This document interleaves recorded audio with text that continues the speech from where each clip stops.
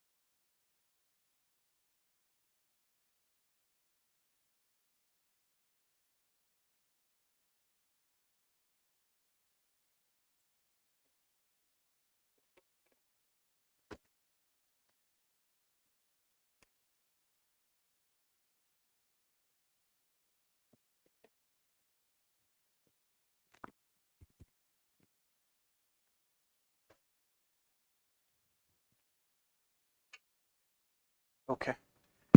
All right. So yeah, I was. So we like shifting these classrooms. You got to feel all these different chairs, or we bought so many chairs. How are you going to enjoy if we don't get you to sit on them? So, so also, welcome, right? Welcome again to the new classroom, and welcome online students. So, so I was saying, I'm Vikram, and I've been teaching like this sociology thingy, right, for like a lot of years. I got old teaching it. So, plus, who am I? I'm like this. Like I do other things. You just have to think what.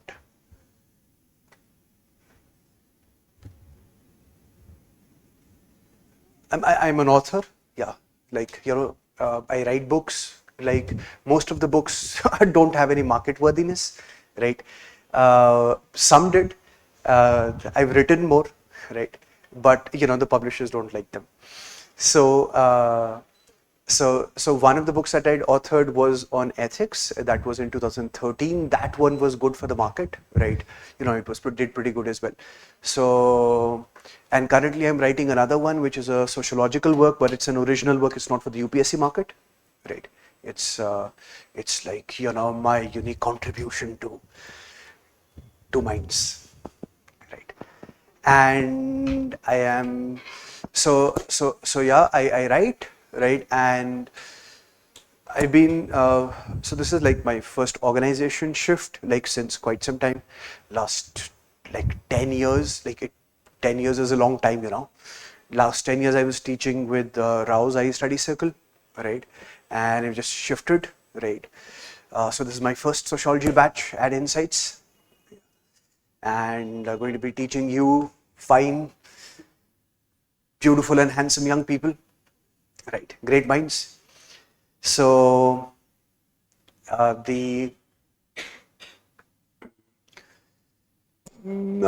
keep talking about myself, for the remaining lectures. You're going to hear me blabber a lot, just say unnecessary things a lot, right? So one of the things is, starting point, let me just clarify that, I have this apprehension this idea in my mind that every word that I use, I'm not sure whether you get exactly the meaning, the shade of meaning that I use, right? So whatever I'm going to be saying, words, sentences, right? I'm going to be rephrasing them, I'm going to be paraphrasing them, I'm going to be using synonyms alongside in the same sentences, right? Exactly, so that you're going to be able to, although it takes slightly more time, right? So requesting you to have some patience, right? But it will mean that everybody gets every single word, right? Whether that be English grammar, and obviously if that's to do with sociology, right, we're going to be explaining every single thing right from scratch. Yes. Okay. So now the AC is really up and running like Antarctica, I think. It is definitely giving that feel. Hopefully there is a remote also. It's over there. Thank you. Yeah, it's on 17, right? That way we are going to become frozen. 24 looks good. Yes. We agree on that? Yeah, okay.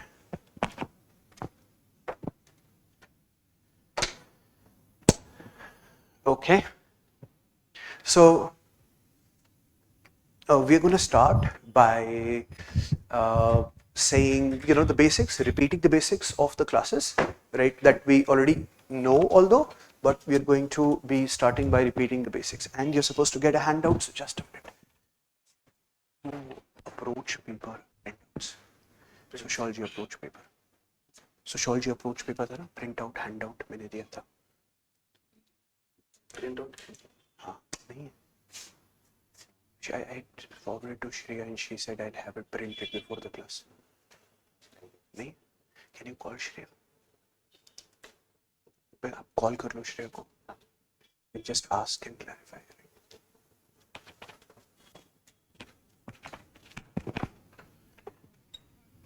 Okay. Okay. So where are we? Yes.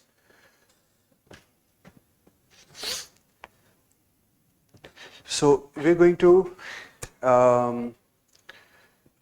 understand the basics of what we're going to be doing here, right?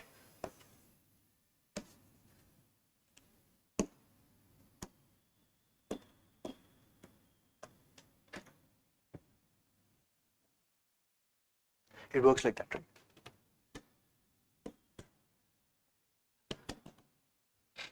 Okay. Okay, no problem. I'm a smart chap. I'm going to figure this out. Maybe not smart enough. So. This is easier.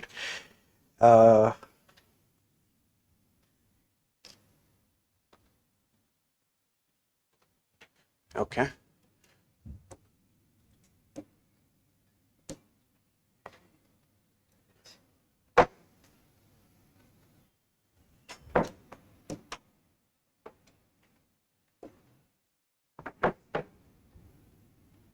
Yeah, okay.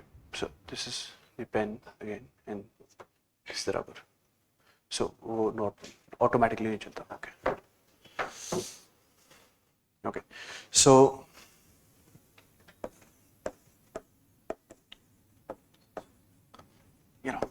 sociology beautifully for the UPSC. We'll go with the very basics, right, of what we're going to be doing, setting your expectations, right.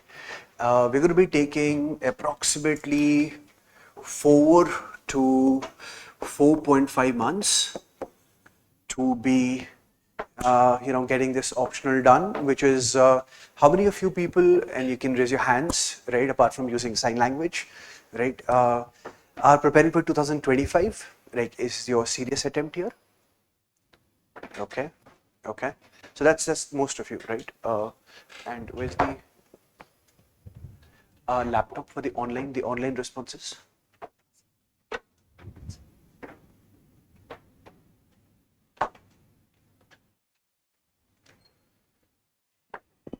Okay, So basically, is there somebody who's not targeting 2025? Let me ask the question the other way around. Is there somebody who's preparing for 2026 or after that? So that's you one, sir. That's you one, ma'am. 2, 3. Okay, so we put 4 there, and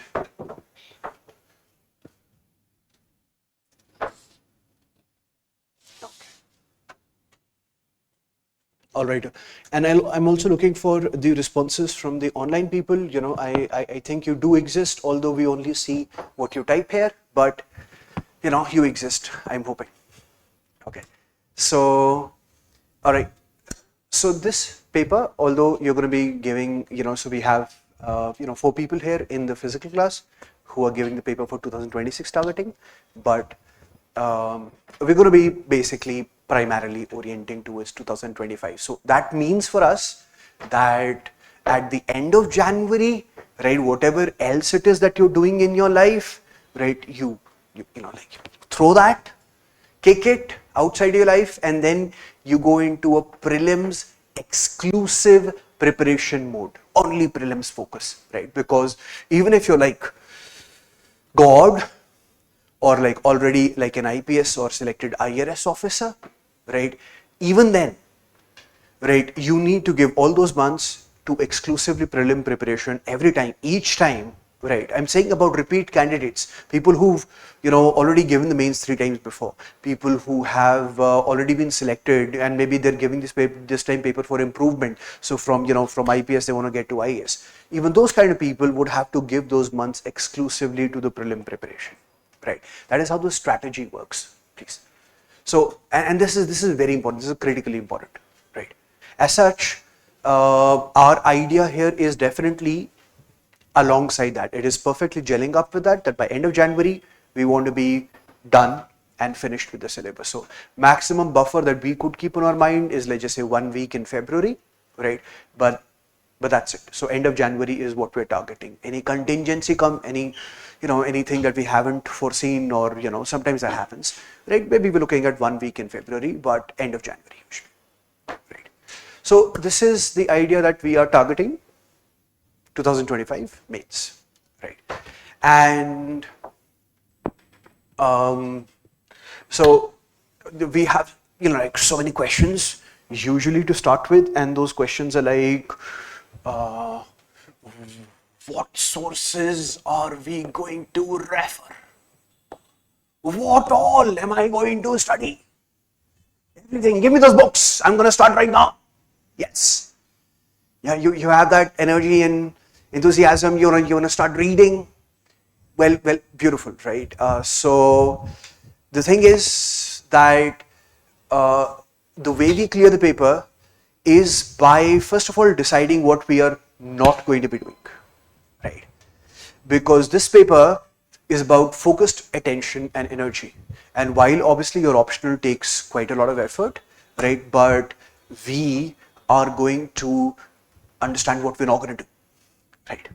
We are not going to start by buying books and by reading everything in sociology that one can. We are not going to do that. And I'm going to explain that why. I'm going to explain what are your sources. So your sources are going to be your class notes and your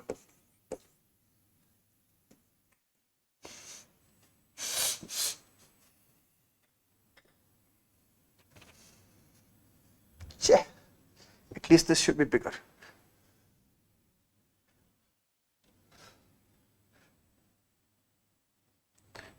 And your workbooks.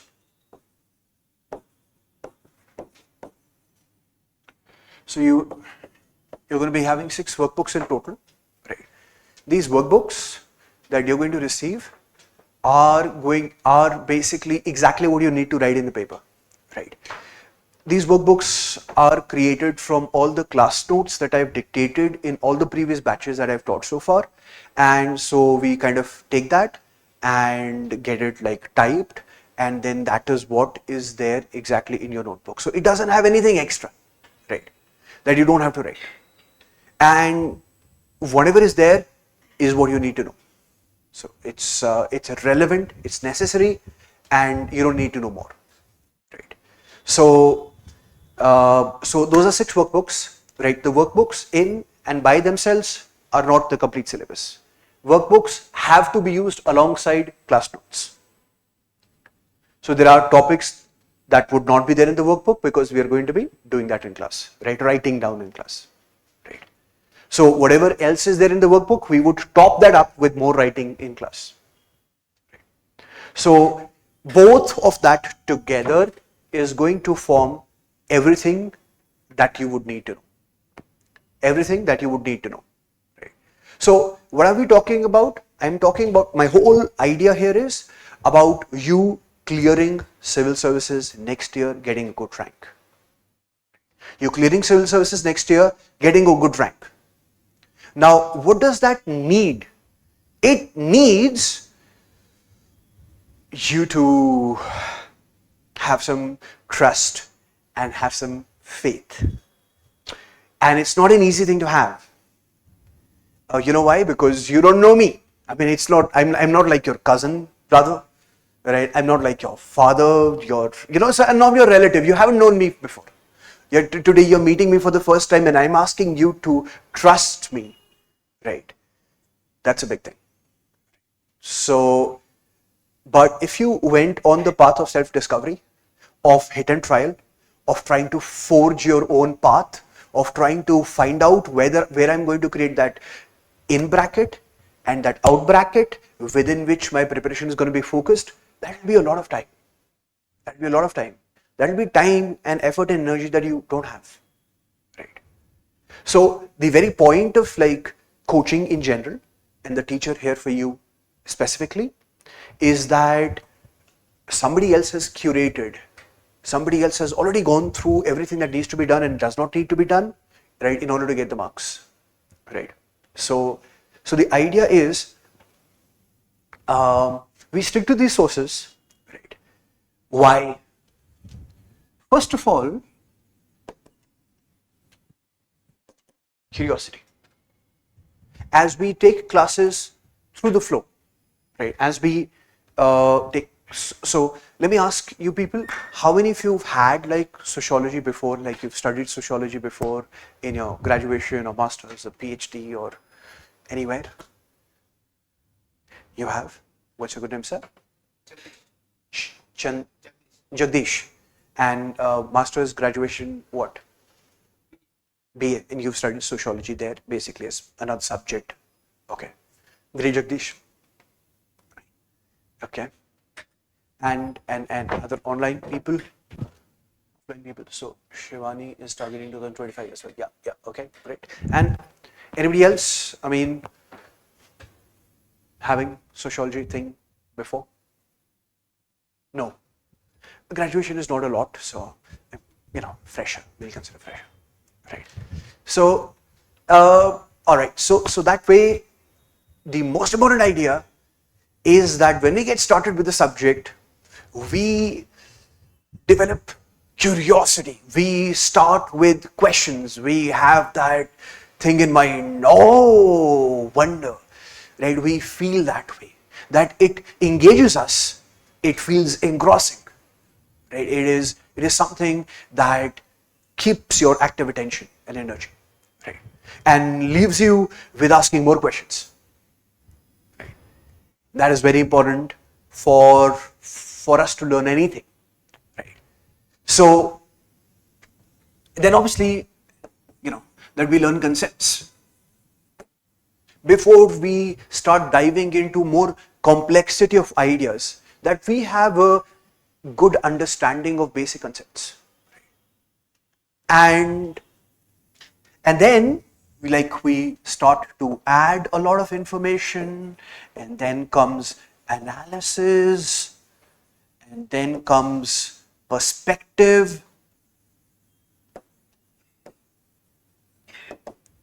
These are stages in learning. These stages in learning take time.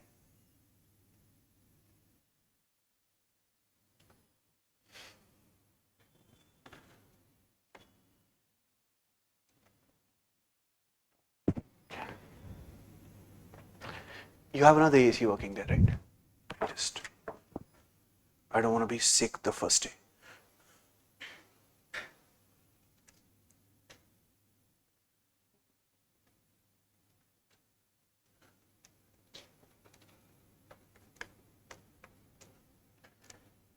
In general, I don't see that on-off button, so I'll just press all the buttons.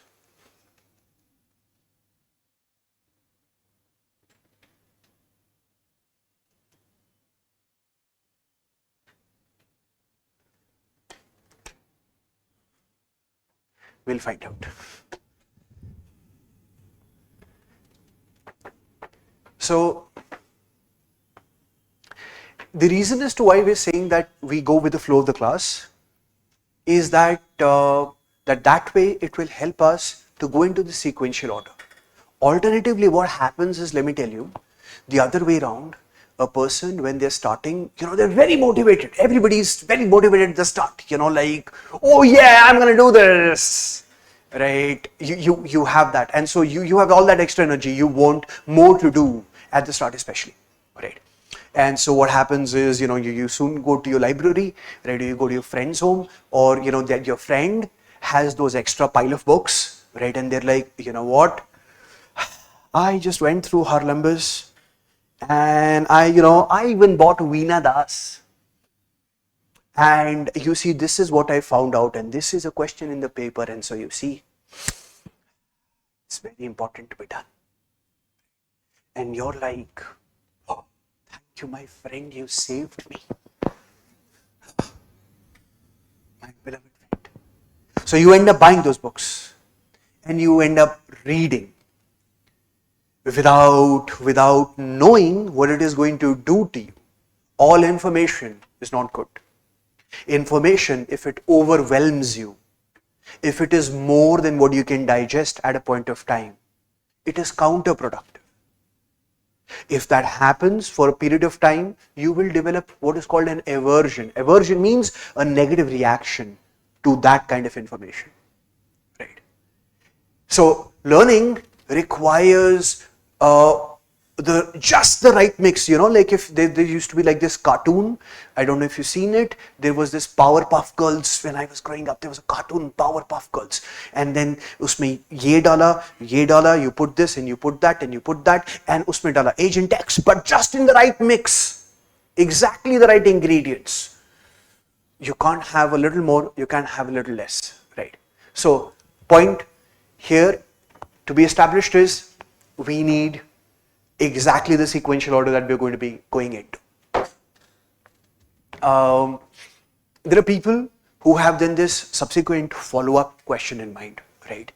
Which is like, there have been all these people who've been preparing for 3 years, 4 years, 5 years, and they know so much more, and they've been reading George Ritzer, and they've been, and then I bought Ritzer. So everybody does that, or at least 60-70% of the people who are preparing the sociology do that. At some point of preparation, somebody tells them that George Ritzer is an awesome book. They buy the book, they read the book, they get damn scared, and then they come back and either talk or don't talk, right?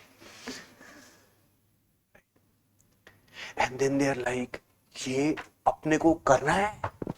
Are we to do this? And depending upon how intelligent a person they're asking that question, they're going to get different replies. What am I saying? People end up understanding that my differentiator, that I'm going to clear UPSC because I know more than other people. This is what is going on in the back of their mind. So if I don't read all that extra stuff, all these class notes, all my other students in the class also have, my friend also has, like you will also have the same 6 workbooks that she will have. How will you win from her? That is the question that there is in people's mind. That if we are all doing the same stuff, how will I get more marks? Jasti, I want Jasti. Right. So, you can think of it as a sweet spot, people who clear the paper. It's a bracket, it's a sweet spot. If you are below that, you would not clear. If you're above that, you would not clear. The sweet spot is in terms of knowledge. There's a whole lot of window of opportunity within that itself. You can be at the starting point, somebody who's in the first attempt zone, and so you've just entered this zone. A lot of people may not enter that zone, but you've just entered that zone, so you are playing in the same probability field. The probability field is exactly the same in this range. Somebody may, with more knowledge, be exactly in the same probability field, but somebody with quite excess knowledge goes out of that probability field to clear the paper. The idea is to clear the paper, right? So, like this is one of my students, Anu, right? She was. I mean, I take her example more because she was quite one of my favorite students. And please. So this is one of my students, Anu Joshi.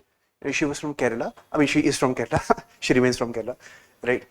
So what happens is that we were last year sitting. I was in Delhi, and like I was living in Delhi, and last year she and her husband like came over on a lunch to our home, right? And we had this extra conversation. So her husband is also in civils and she's also in civils, right? And we were having this like conversation, and I asked, so how did it go like from that point on, right? I mean, in the later years, I didn't ask her some specific questions, right, in her preparation phase. But anyway, she said, you know what, sir, while I prepared, she had given in total of 5 attempts, right? And she said, I prepared for sociology every year, but the highest marks that I had got in sociology was in my first year. The highest marks. She's currently assistant. She got IRS, so she's assistant commissioner, GST, posted in Nehru Place in Delhi, right? So she said that the highest marks, although I had got in sociology, was in my first year. So every year after that, she was still preparing. So obviously she was adding knowledge, right? She was still adding knowledge. She was giving more tests. She was giving, she was reading more books. But that does not necessarily mean that it increased her marks, right? See, what marks do you get is an additive figure of a lot of things. It is not just how much you know, no. How much you're able to understand, how much you're able to write, how do you effectively present. The more you know, the more confused you often become, right? More knowledge also confuses you. And so one of the important things to understand is that our target is not to clear PhD. Our target is to clear UPSC. We are not learning sociology so that we can become generally knowledgeable. We are learning sociology that you people can become IAS officers. There's a difference between those ends. So even though that people, in the second year, third year, fourth year, 5 year, they're still preparing more and more and more and more and more, and they are learning more, it does not necessarily mean that they will be scoring more marks than you. Because one has to understand that once you start knowing more, you may pick up a whole lot of more books. Things become way more complicated, and it has its own challenges at the stage of presentation, in being able to write, in being able to effectively convey what you want to convey. Articulation, putting into words what you want to say, becomes difficult with more knowledge. It continues to increase, with your knowledge and information. Right? So anyway, the point is that we know that there is a sweet spot. We want to hit just that sweet spot with our knowledge, and just at the right pace, right? So for now, my request to you is that we are going to go with what we're going to do in class, and we're going to do just that. We're going to do just that, right? Okay. So does that mean that anything else that you read is not welcome? No. It is welcome, absolutely, totally. The whole point is that you don't overwhelm yourself. So if you are a person who likes to read the internet or like to buy more book, and that is the way you feel satisfied, do that. But keep this at the back of your mind, that that is not necessary for you to clear the paper. You're doing it because you're interested, not because it has to be done. If you're doing it purely out of your interest and you're happy doing it, okay, no problem. Okay, no problem. Right? It's a good to have thing, it's not a necessary thing if you can manage it personally.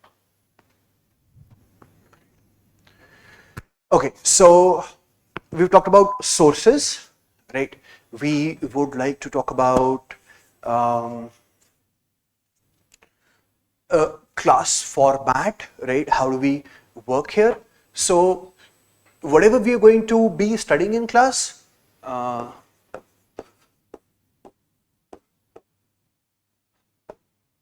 we are going to have, first of all, discussions and explanations. At whatever topic we do, we're going to understand that first. So there are no sessions of coming around and dictating and you writing and end of day, bye, see you later, right? Doesn't work like that, right? So first we understand whatever it is that we're going to try to understand, and then either it is written on a PPT, that's not going to be much, so maybe out of the total content in the paper, something like 15%, right? So then we have, dictation, or we have that exactly in the workbook, in those words, right? Which we are going to be getting to class and you're going to be reading it. So the point of the workbook is to have it in class, right? So once we're done with the topic, you're going to get, after the end of every topic, time to revise that topic that we've just done. So either from what we've just written in the class, in the dictations, or exactly from that workbook, you open it up, you read it, and once you've done it, we move on to the next topic. Right. So at the start of the class, we have revision from whatever we did yesterday, and then what we are going to do today, we get to do, get to understand that. And then for the first, some time we're not going to have that, as we're going to have concepts for 3-4 classes first, but soon as we start to cover some content, then we are going to have assignments.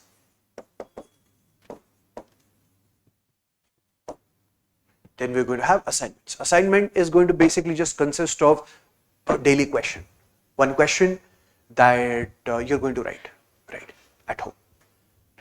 So the question that you're going to write, for that I'm going to be providing you 2 kinds of documents, right, for every assignment question also. One is the examiner expectation answer structure document, and the other is the model answer document.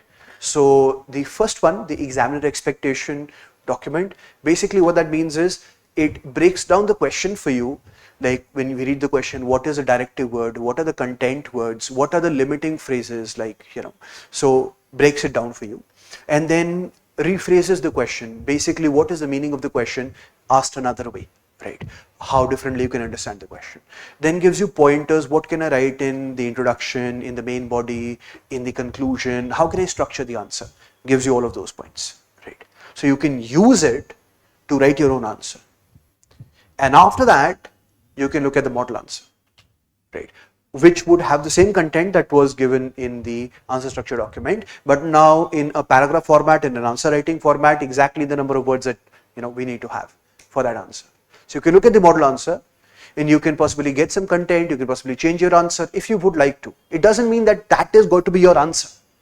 Model answer just means it's just one way of writing an answer. There can be very many different ways of writing answers and can be correct and scoring good marks at the same time.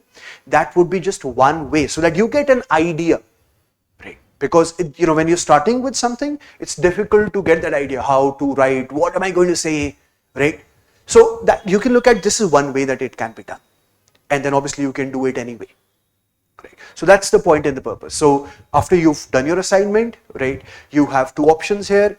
The systematic structural option is there is a mentorship program, mentorship. So in the mentorship, there is mentor. So we have Mr. Vikas, right?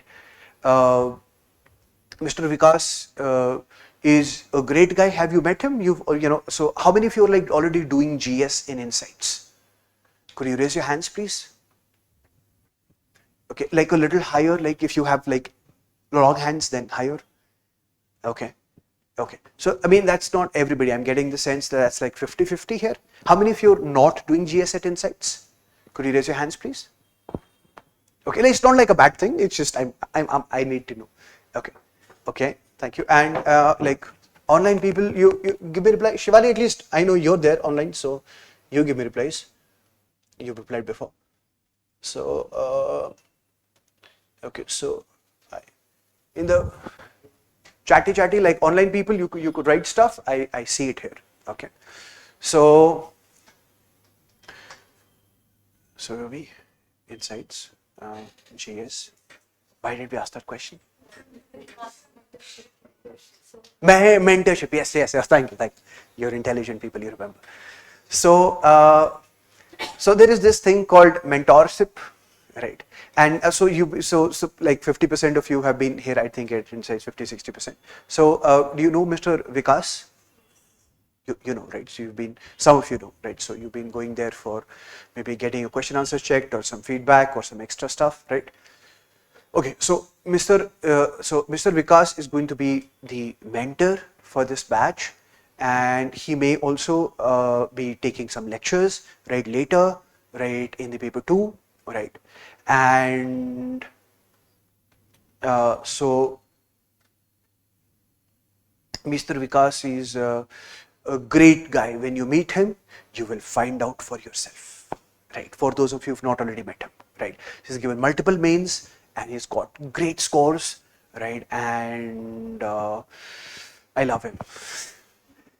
You know, he's a very lovable person. I mean, you don't have to love him, right?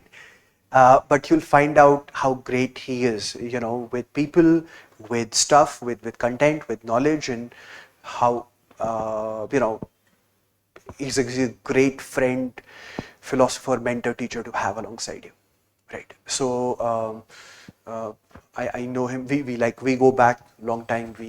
He was my sociology optional student in 2016, right? So so we worked together since quite some long, and he's come a long way. He's like a big man, right? And so he's going to be dealing with the mentorship program, the mentorship, right? So with the mentorship, the way that works is that you're going to so he's in the Insights main building, the OGP1 campus, which is like, you know, the that department store at the basement in the ground floor, right? So he sits there. You can meet him anytime, right? Not only with the question answers to be checked, that in the assignments, right, but also anything else, right?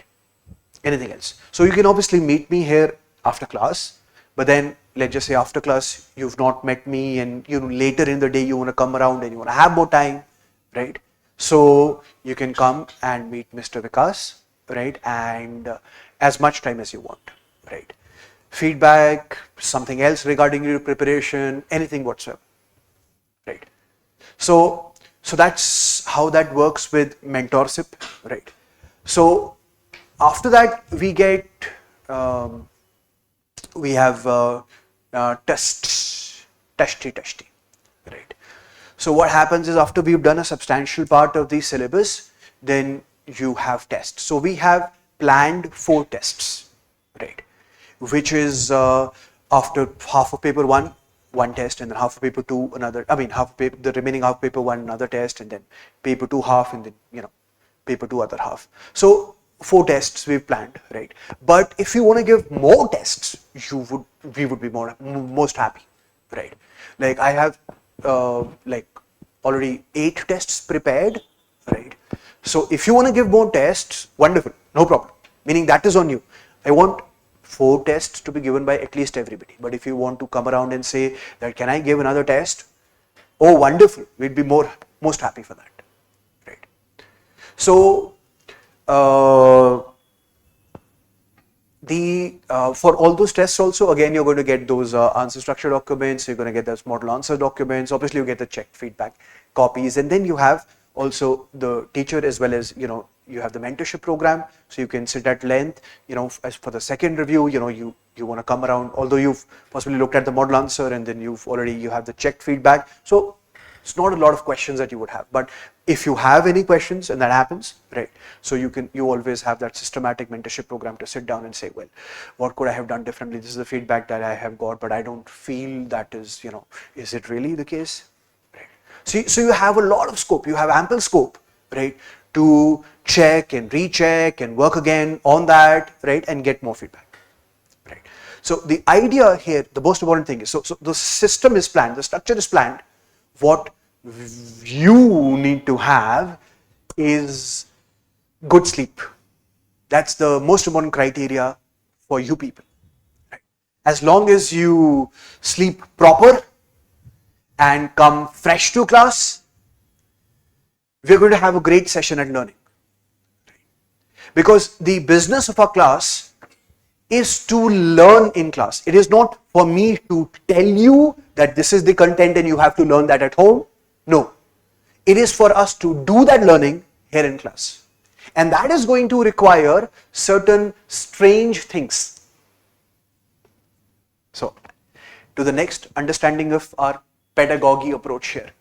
Pedagogy means teaching learning technique. How do we learn? Rather than what do we learn, how do we learn? That's pedagogy. So our business here is to learn. What I've heard from all my students over the years is that when they're sitting in the examination and they're writing the paper, right, then they often end up going to the class in their mind. Remember the class, exactly what was happening in class and all the examples that we've been taking in class, and that is what most commonly comes to mind when you're actually writing the paper. You're able to imagine yourself in the seat and you're able to imagine what you've heard and what you've seen, because this is visual, moving, colorful, and we spend time. Right? So reading a book straightforward, like through any pages or any paragraphs, it often doesn't evoke those same memory ideas, right? So the most important part is, the single most important thing is that you come to class regularly and that you come to class with an open mind, right? So, so our business of learning, if we were to say, when do we learn? When does learning happen? Twing.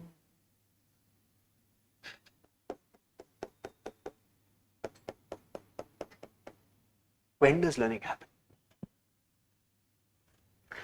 So, intention to learn has nothing to do with actually learning. Intention to learn has nothing to do with actually learning. No relationship. So, you may pick up a book. Let's just say you picked up a book, D.D. Basu on polity, reading somewhere, right? And you read through that page, and then you understood absolutely nothing. Purely your brain is pristine, untouched, pure at the end of that page, because nothing has gone inside, right? And then you start again, right, and read it again, and then maybe you start again and you read it again, and at the end, at the third time, you're still staring at the book. It happens many times, happens many times to everybody, right? And you read at the book and you force yourself to sit at the table and you want to read, and it must be done because there is a schedule, right? So, and at the end of it, you still have no idea what was said anywhere in the middle. Why so? Because intention to learn has nothing to do with actually learning. So we have to realize that if you beat yourself up, oh, I want to learn. You better learn. I'm going to sit here and I'm going to torture myself into sitting for longer hours because somebody said 18 hours. Oh, I need to go to the toilet. Oh, I'm not going to go to the toilet. What if I don't become an IAS officer?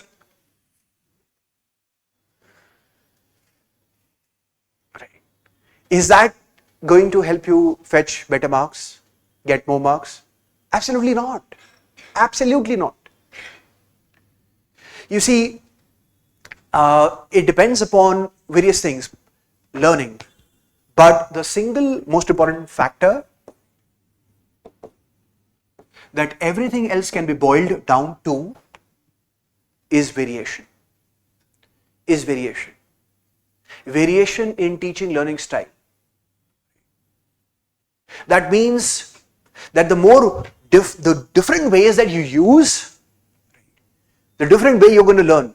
So let's just say we use PPTs also, we watch a lot of videos also which we're going to watch. Sometimes we sing songs also, we listen to songs here also. The ones that have, important lyrics with cultural meanings that we can quote in the answer, yes we can, right? So we do that also, we do a little bit of presentations also, we do discussions, right? We do writing also, we do assignments also, we do tests also. And then we do oral practicing and discussion sessions also, and revisions, and we have revisions with frequency, right? So that's one part of the variation of the pedagogy, right? But then everything else also, practically, even if you stand up from one chair and you sit in the next desk and start reading, learning improves. Variation means you change your clothes and learn, learning improves. You're doing anything, you start having tea and learn, or you're sitting and it's not happening, it's not working out for you, you start walking, right, and learn and read, it works for you. You're stuck with the first end of the page, you're not able to read, you turn the book over and start reading from the last end or from the last of the chapter, it works. Rather than starting reading from there, you start reading headings and subheadings, right? And to start to get to a broader idea of the picture, let me create a mind map of exactly what the layout is, and then I'll go to the inner one's core. Works. I am going to start to write what is the gist. I'm going to write one word or one phrase that will capture the whole meaning of whatever is written. There's a paragraph, and at the end of it, I'm going to write just one phrase which will capture the whole gist of this. And then at the end of the second paragraph, I'm going to write one phrase which will capture the whole gist, the meaning of this paragraph and this paragraph in just 2 to 3 words or 4 words. It's a difficult thing to do. It forces you to think. It forces you to engage. When you are to create a central meaning, it forces you to think. What does learning depend upon? Your level of processing. Your level of interrelationships that you develop with already what you know. When you are going to create this and this, what do they have in common? And you are forced to write some words. And then you write the paragraph after this, or the paragraph is already written after this, and then you are to write a phrase which captures the gist of this and this so far, all in just this paragraph. 2 to 3 words. Reduce it. You're forced to think. You're forced to think. That is how you do revisions. Revision is not an exercise of using the red pen once and then using the orange pen the other time and be done with it. While that is a good idea to use different pens for different revisions in different colors, but forcing yourself to think. So when you use these variety of techniques, that is when learning happens. Learning is not a product of simply giving more hours. You can give as many hours as you want to and still be fresh. Your brain can be sold in the market for total price because you have never used much of it. So we want better marks. We want to learn in class. So we're going to be using a variety of techniques, making fun of people's names, all kinds of mnemonics, all kinds of things. Why? Because it helps us to learn. Because disorganized thinking is the most effective way to create organized chunks of information into our brain. What am I saying? So basically, like in my time means, it's different from your time, right? Because, I'm some months older than you. I'm sweet 16 though, right? I'm very sweet, as you can see, and very, very 16. Teenage is a touchy age to be in. I'm a young teenager, right? I still have 3 years to go in the teenage. And but like when we were preparing my time, right, we used to have two optionals in our preparation. So mine was psychology and sociology. Sociology was my first one. So the first optional used to come in the prelims. You used to have MCQ based questions, right, out of your first optional, right? So there was no CSAT back then in the prelims. There used to be the first optional in the prelims and the GS. And so at that point of time, the syllabus of the optional from what you're reading was three times more, right, in length and depth than what you are giving in mains, right? So the subject that used to come in mains was like 1/3 the effort. It was much less the effort, which is what yours is usual effort, right? So we used to have two options. So mine was first was sociology and second was psychology, right? And as part of psychology, one of my own interest areas is educational psychology, right, which I've worked a lot on, right? And thereby we're going to be putting those techniques here, right, to learn in class, right? And thereby the most important single thing that becomes is coming to class after having slept proper, because this is where learning happens. Now, apart from that, what do we need from you when you go back home, right, or wherever, like library or wherever you go from here? Revision. How much revision do we need from you? How much? A little more, very more, how more? We need around 45 minutes from you. 45 minutes. 45 minutes. Blue color. Yes, okay. We will write 45 minutes in blue color. So, you revise what we've done in class nicely, and then you come back to class tomorrow, the next day, and then you ask questions. You come around and say, you raise your hand and say, you sir, I had a thought. I need to ask a question. Lovely, wonderful. That is how I know you're engaged, that you're asking questions. One is obviously by looking at your eyes, and all your eye movements, and looking at what you're doing in class, right? So I told you I've written a lot of half books and full books, and not a lot of them got into the market, right? Because people don't like them, but I write them nonetheless, right? So one of the books that I had half written was on nearly written actually, body language, right? So let me tell you that while I have taken the courtesy of not pointing out what you are doing currently actually means, and how your body language is communicating something very different from what you're saying with words, I would keep the courtesy of not always pointing out to you, right? But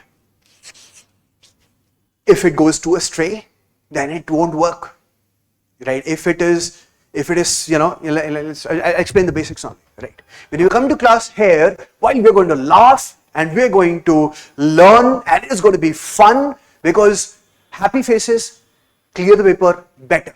There are some people obviously who have that idea that if I look like a serious face because my parents told me very seriously that you are to clear the paper, right? So if I'm like this,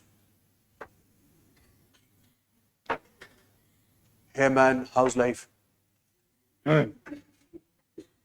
If I'm like that, if I sit with that serious face, then I will get 20 more marks than my neighbor, right? It doesn't happen.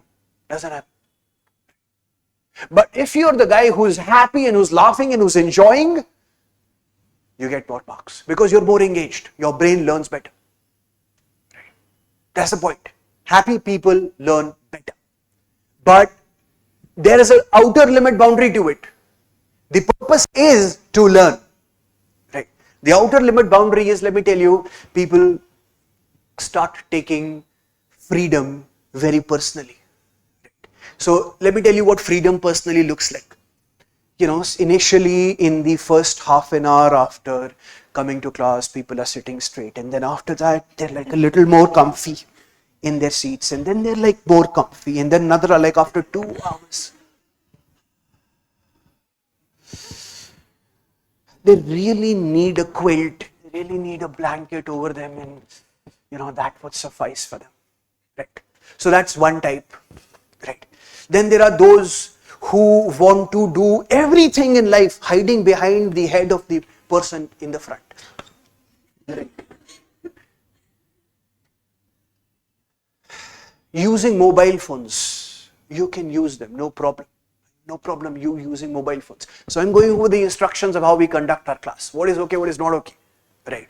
Using mobile phones is okay, as long as you're doing it for some academic purpose, relevant to what we're doing in class, right? Or if it's an emergency, if it's very important and you need to take that call, you can silently walk out and take the call, no problem, right?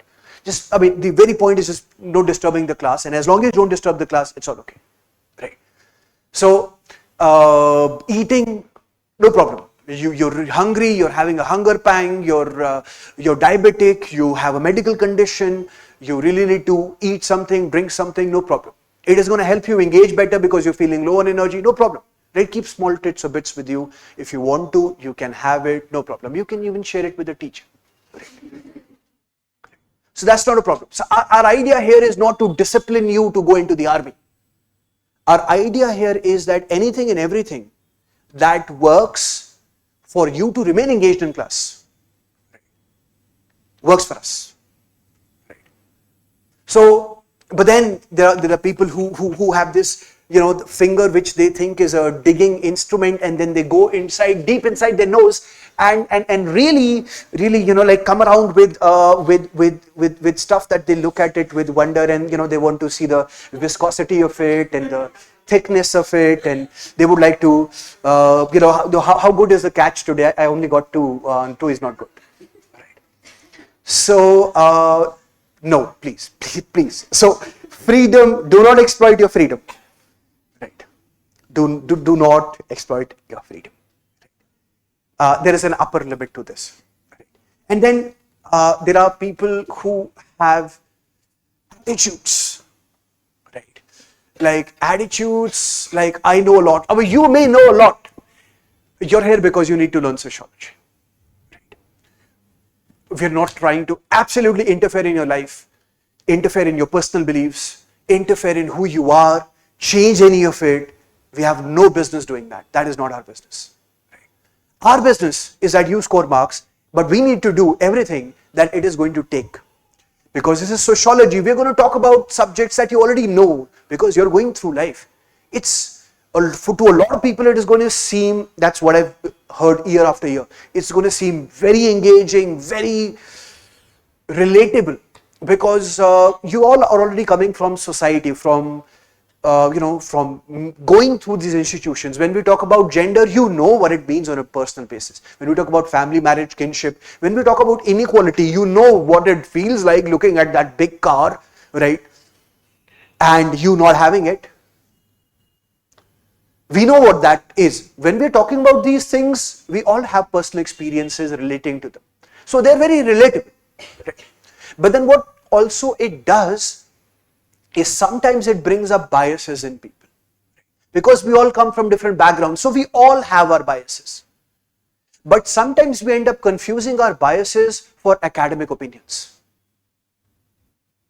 We end up thinking that because I feel a certain way, I am entitled to the idea that this is right. That this is right. Because I feel a certain way. We confuse things. And then sometimes we would like to pass it off as the official opinion that everybody should have. That other people should have in class. In the process, we may hurt other people. We may spoil the teaching learning environment in class. Many topics are quite sensitive. These are topics about which people are quite emotional. They have sentiments. They have personal experiences, moving experiences. Right. So it is important that when you share your opinion, that you are sensitive. So there is a concept of ownership of expression. You see, if I say something, and I'm going to be saying a lot, right? So there's a lot of burden on me. Right? I'm going to take complete ownership for every single word I use and for the thing that I say. Right? and so are you, you expect it to be. When you say something, then the meaning, the shade of the meaning, the expression, what you're saying is on you. Because if it's communication gap, it's still understandable. If it is not that, right, then you would be called to question. Right. So, the format is that we don't go into gold mine digging, no digging gold from here, no, and I'll talk about the attitude, right? So people sit like this and they're like, sir, I had a question, answer. Right. So let me tell you how this works, right? Democracy that we so like ends outside that door. Right. This is autocracy. I am the autocrat. I'm going to tell you the rules. Well, the rules are great, but tell me, attitude will not work. Right. That is what I'm most sensitive to. Right. Everything else will work. Learning takes its time, answer is not perfect, answer doesn't need to be perfect, right? Attempt needs to be there, attitude to learn needs to be there. You don't need to be perfect. That's my job to make you better. That's the process that is going to act on you. But, coming with a chip on your shoulder, with the attitude, I know best, that's not going to work. Right? Because learning, first of all, requires some humility, and then I'll compliment you. First of all, I'm habituated of giving this speech, especially because I've been teaching in Delhi a lot, right? And in general, you have certain discipline, law and order issues. I mean, not of big kind, but of certain kinds in classrooms, right? And so I'm explaining this to you, right? Although in my experience, Southern India, right, in general, students here are way more studious, interested in studies, in contrast to things like fashion, attitude, and other things. I have no problem with those, right? Like fashion and other things. It's just that as long as we learn, right? So wonderful. So I guess we get the flow of things. For whatever questions you have, you can raise your hand and you can ask the doubt after I finished speaking. Right. So when you're speaking, I will give you the courtesy of not interrupting you in the middle. You can complete whatever your question is or whatever you want to say, right? And then I'll reply to it, right? And all questions are most welcome.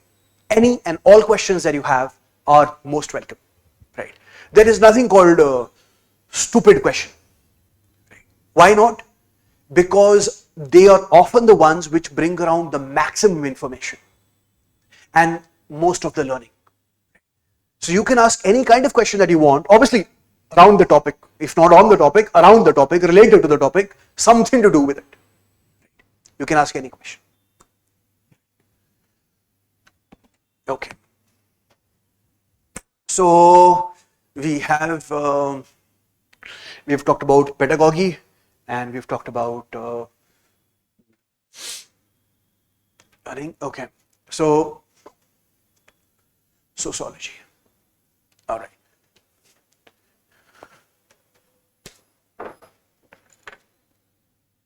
All right. So before we get to now the content stuff, so any questions do you have with regards to this teaching learning and with regards to like a basic how the classes are going to be conducted question or anything else related to that before we move on to next themes? Any question whatsoever you can ask, and I don't bite. Like I sometimes bite only, but food.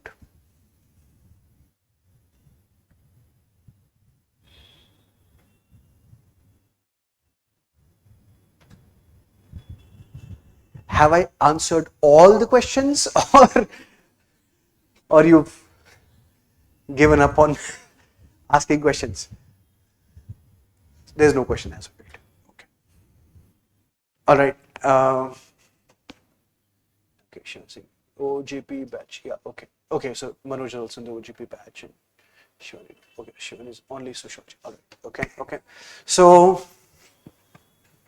all right. So before we now move on to our academic team, so what we're going to do is after this, we're going to first start with our introductions, like you guys' introductions, and then we are going to. So we need to know each other, right? And we're going to help each other, right? If somebody is absent, give them notes, right? Don't be like, this is my opportunity to score 20 more marks. I will hide it. So we're going to help each other. We're going to actively engage with each other. It's going to be a wonderful learning opportunity. And I was saying before, yes, the point is to clear UPSC. So there's a lot of students, what happens in the previous batches, in every batches that happens, despite the fact that I start with saying it, right?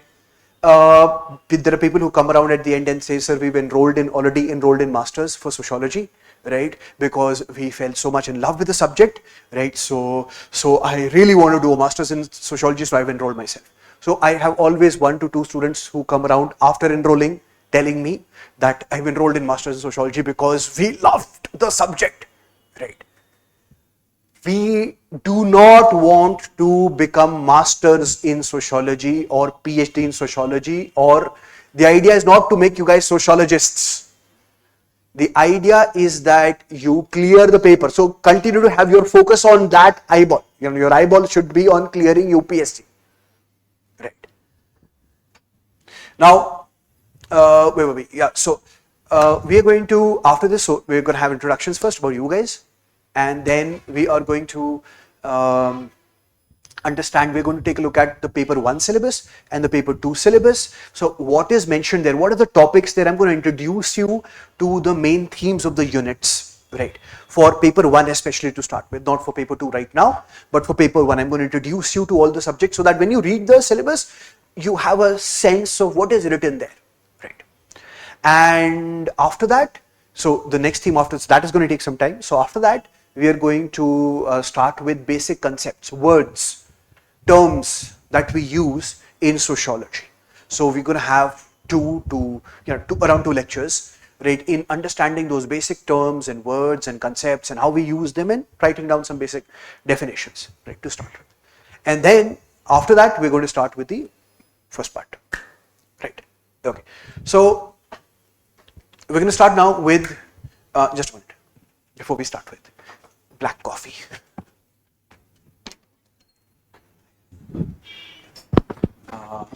Is there with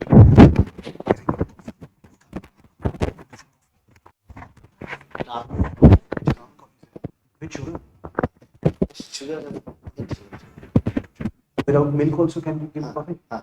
It's normal coffee, just in water, warm water, black. I mean just coffee, that's it. No. Okay. So me and my love for black coffee goes quite old. You're going to find how finicky I am about the black coffee. I'm going to smell it. I'm going to find out whether it is roasted properly. Right. Anyway, so in your introduction, right, you can talk about anything you want apart from that, additional, but what's your name? Where are you from? Like, apart from the state, like the district or the area, where are you from? And what is your academic background, right? What you've done previously, right, in academics, and what are your hobbies, right? What do you like to do? Like something that maybe will tell us more about you as a person, right? And that's it. If you want to add something, then great. Right. So we will start with, let's just say people from the back row, right? So that, the Backbenchers Association, I have been a part of it, right? And right, we'd start from there. Right. Okay. So ma'am, we'll start from you there. Yeah. Hi. You said no. We will start from him, then we will come to you after later. Okay. Okay. Yes, we'll start from you, sir. You're from?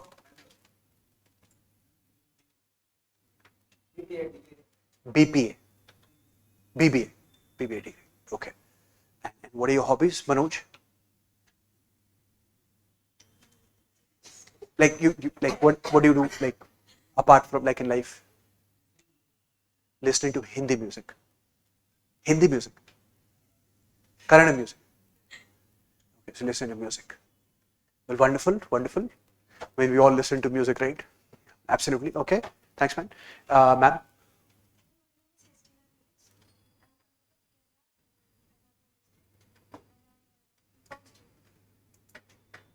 Okay. And what are your hobbies? You don't have any hobbies. You still to find out life was too short, passed away too fast. Okay. All right, Estina. All right. So everybody who's introducing themselves is not only just for me. It's for all of you, so that all of you can know each one of you. Right. It would be wonderful if we can work in not only learn in a great environment, knowing each other, but we can be maybe friendly to each other, if not friends to each other. Right. Ma'am. Charita.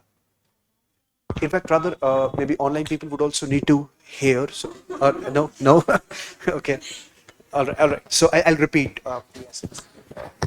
I'll repeat the essence for the online people. Otherwise, yeah. So Charita.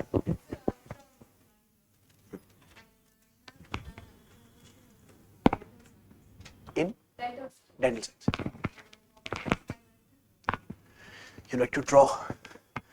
Who do you draw? What do you draw? Portraits, paintings. That's. I'm so happy because I could never do it, right? I mean, you're going to see all the beautiful drawing that I'm going to draw, and then you're going to cry at home. Right. But okay, thank you, ma'am.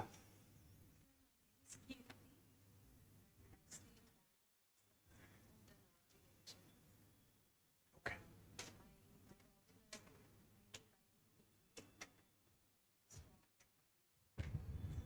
Slow motion videos. Stock motion videos. I don't even know what that is. What is that?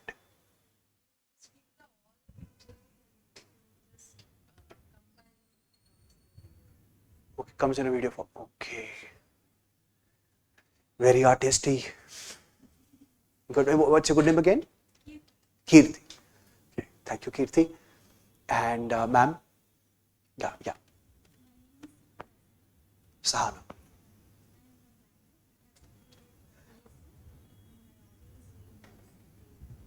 And your hobby is? Reading books. Oh, wow. So what kind of books do you read? Fiction, non-fiction, all genres. So what are your favorite fiction authors? Like what genres do you read? Dystopian, mystery, romance. What do you read? All, everything. Nice. So, and in non-fiction, so tell us one or two books at least, in one in fiction, one in non-fiction category. What do you read? Anything. Which book do you like? I mean, which is your favorite book? Or among the favorite books? We will read them. No, you don't want to share the favorite list book. Okay, well, I also read a lot of books, and pretty much everything under the earth, beyond the sun. I've read a lot, like mystery, adventure, romance. Oh yes. Lot of romance. Mills and Boons. Never got to Sidney Sheldon. Right. Classics, world classics. Otherwise, read a lot of world classics, Penguin classics, this one, that one. Non-fiction. Oh, absolutely right. A lot. Right. So reading is definitely one of my hobbies too. So same as you. Yeah, okay. Ma'am. Danya. Okay.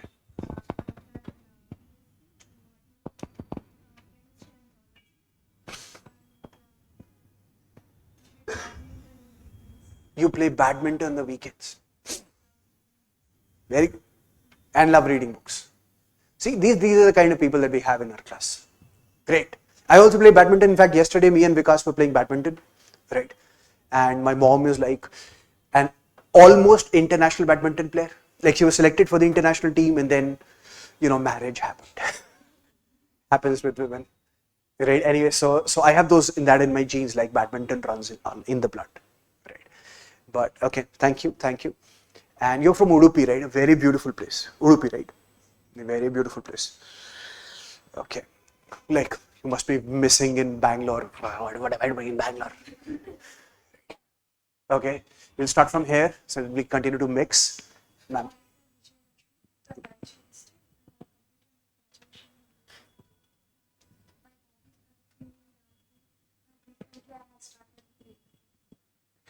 Uh, Raichur district. And your good name again is? Your good name again is? Vijay Lakshmi. Yes, it's a very, very prestigious name. Meaning. And singing, dancing, and recently they've started reading books. So UPSC. UPSC books. Something else? Not non-fiction. So apart from UPSC. Okay. So singing. So you like? Are you any good at it? No, okay, okay, right. I mean, good, but not that good. Okay, okay. Okay. Everybody is better than me, though. But you'll listen. I'm gonna be singing a lot. So, singing and dancing. So, like some Bharatnatyam, Kuchipudi, not specific, random dance. But like I'm just Bharatnatyam, Bharatnatyam Western. Okay, okay, okay. So let me tell you, like Vijay, so pretty much, so this first class, right, is pretty much like the only class where we're going to be, spending our time introducing each other. So later it's going to be a whole lot of learning for a lot of packed classes, right? So, we can chill for now, right? So I'm also a dancer. I just wanted to tell you guys. I'm so when I was introducing, I forgot that. Right. I'm also a dancer. Like absolutely no qualifications, and no Bharatnatyam or no like cultural dance. I do those kind of dances where people look away.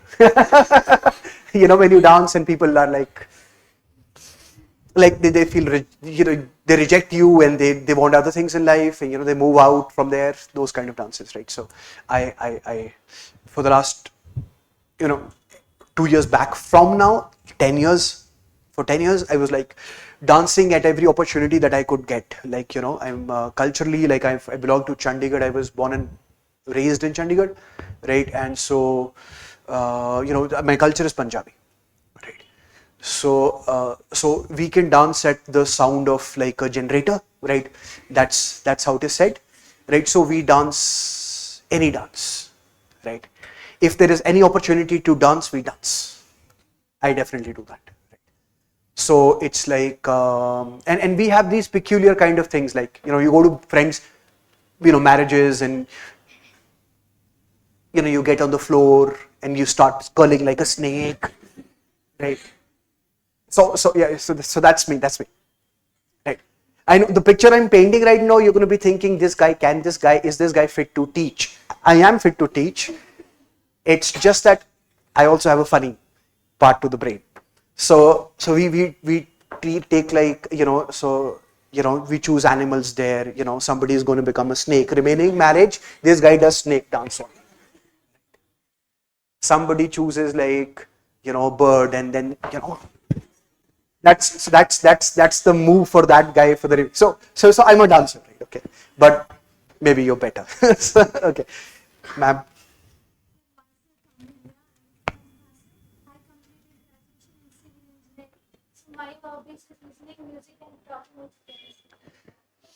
From Hassan, beautiful cultural area, right? And listening to music, talking with friends. So you're going to be the one who's going to be whenever we have the revision break. Okay, my eyes on you. All right, ma'am.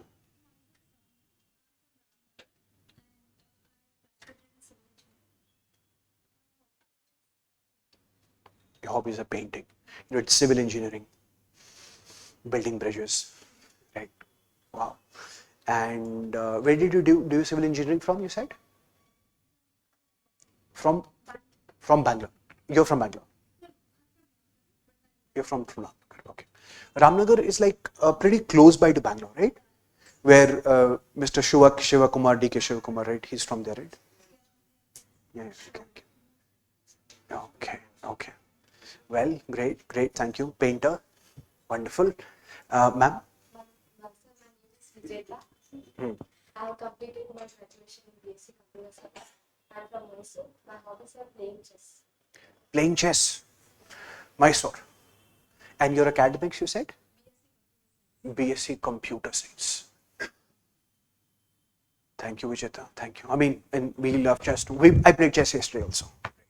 So, we'll have extra time, we'll have chess matches. Ma'am.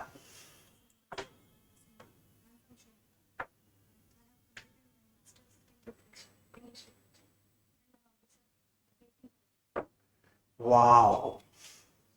What's your good name again? Suma. Suma. English literature. I love these English literature guys, I'm telling you. They have read a lot. When we are going to, I found out that whenever we give references, extra references, have you heard about that guy? He said, then it's only the English literature guys who come around and say, yes, I've heard. Right. So thank you, Suma, for having done English literature. And you said your hobby is writing poetry. Oh, like clap, because I do a lot too. I'm sure you'll be writing better ones, right? But I have been writing poetry all my life. I'm still writing it, right? All those unpublished books that I'm talking about, right? So yes, and I write all kinds of poetry, like sad poetry, romantic. Oh, there was those of the days of the romantic poetry, right? Then there's the life existential poetry, philosophical poetry, all of that, right? Anything. Yeah. So what kind do you write? About women. Okay. Okay. Wonderful. Literature, poetry about women. I think you're making a very good mix. Okay. Thank you so much. Ma'am. Pooja. Okay. Badminton and chess. So we are now forming a group, I think. We're already seeing we have this circle forming badminton and chess people, right? Okay. Your good name again is? Pooja. Okay. And which engineering did you say? Civils. 2 civil engineers here, right? Yeah. So who's the civil engineer here? Civils, right? Yeah. Okay. Sir.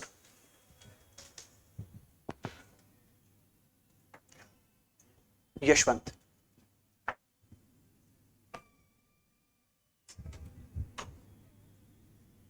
And your hobbies are?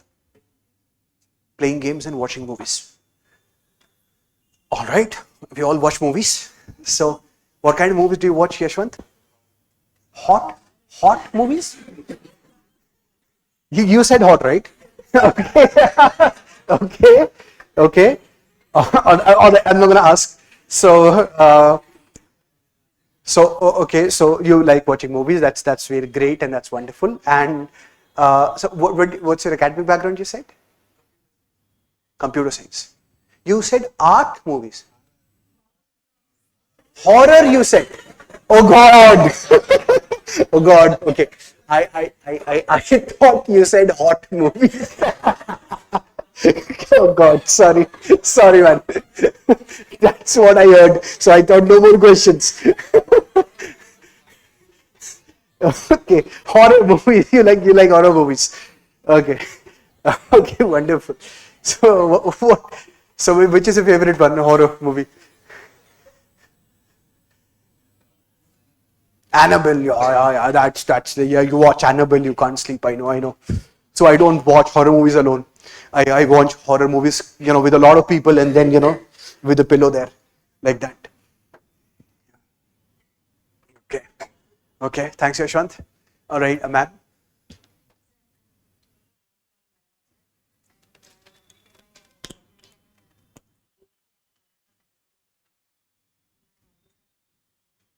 Playing? Throw ball. Okay, I've never played. How does that work? Playing throw ball is like that. It's throw ball. I mean, yeah. There's a throw ball is that where you have the smaller net. The football net is smaller, but then you have to. That is handball, right? What is throw ball? Like volleyball. You have to catch and throw. You're playing a very unique game. Very good. Okay. Good. Okay. So you said? Belgaum. Nice. Ma'am? My name is Vikram. I'm from Prague. I'm completing my engineering in electronics and computation. And my hobbies are reading books, writing poems, traveling. I like watching K-dramas and to some extent Turkish dramas. And I like watching movies, music, and I'm a big SRK fan. You're big? SRK fan. Oh, oh, okay.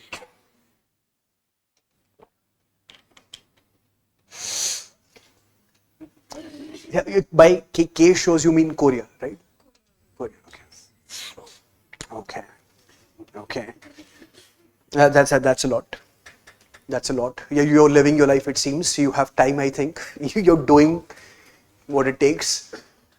Okay. So we share the traveling thing and a whole lot of the other things that you've said.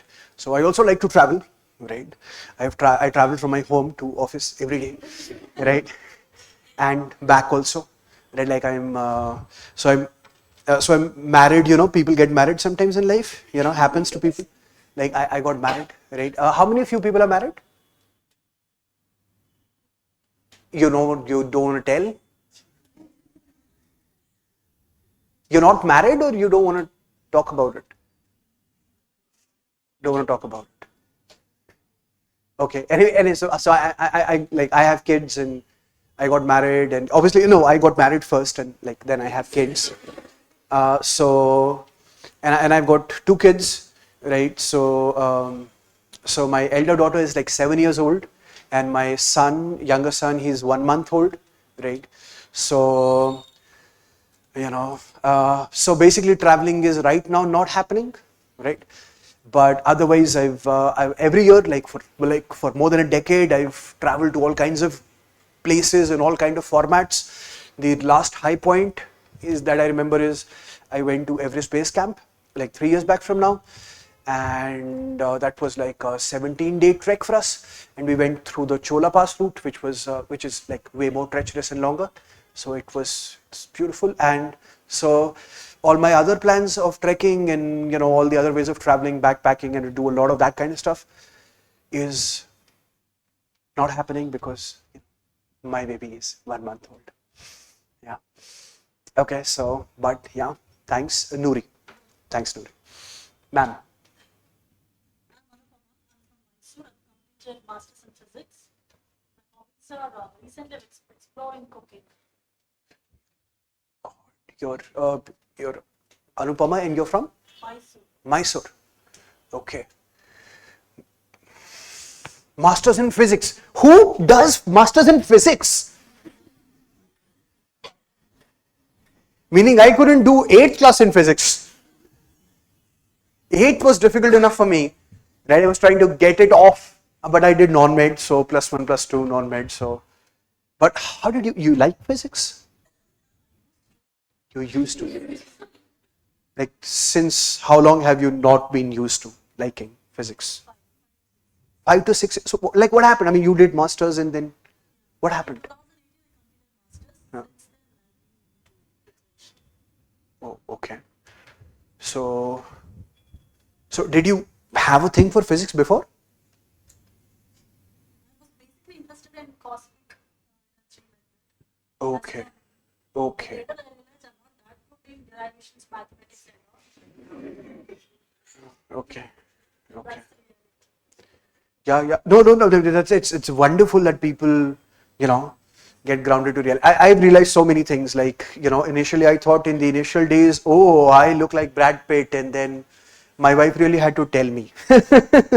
you know, uh, it's a personal joke.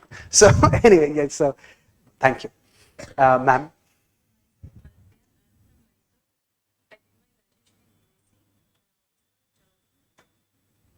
Jogging and cooking.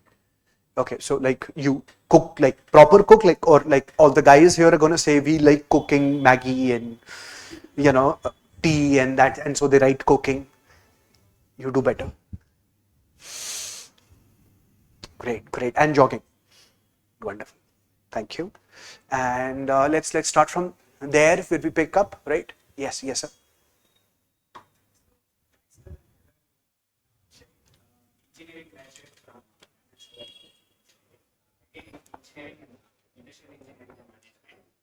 So you can find me swimming or sketching in my t-shirt. We can find you Swimming or sketching. swimming or sketching in a t-shirt. Okay. So look for the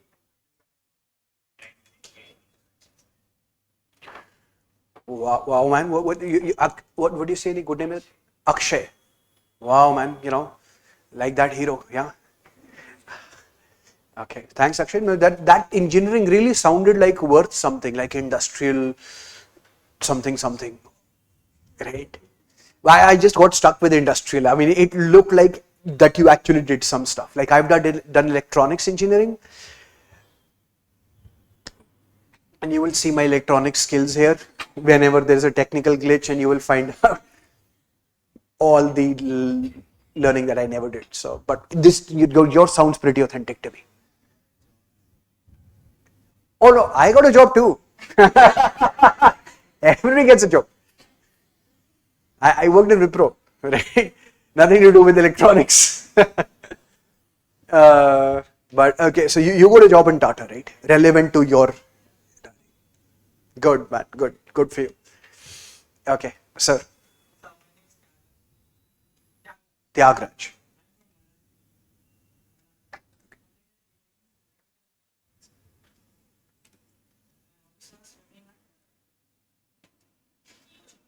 Swimming and watching movies. Okay, what do you watch movies while swimming? Yeah. No, wonderful. So I also like swimming a lot. I was like on my school swimming team, and we won some competitions. Since then, as you can see, my belly, I've not been very regular, but I do swim still a little. And what kind of movies do you watch, Tyagraj? Science fiction. So wonderful. I'm loving this. So what are your favorite ones? Like which one? Valerian, A City of Thousand Planets. Why I've not watched it? Oh, but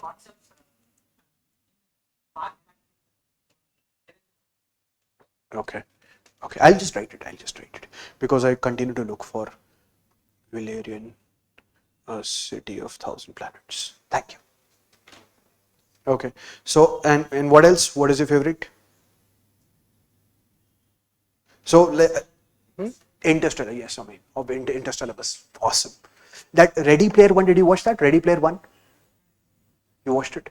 I mean, I loved the idea because those days I was trying to understand how that metaverse is going to work, and after watching Ready Player One, that really hit me. That this is what we are talking about. Okay. Thank you, Tyagraj. Ma'am, Sahana.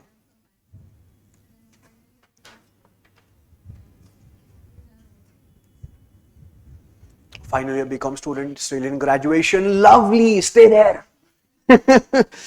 I mean, people want to go back to college, so just enjoy it, right? And watching movies, right? Any favorite genres? I watch anything that is playing on TV. Huh? Okay. All right. Your good name again is Sahana. Okay, thanks, Sahana. Okay, sir.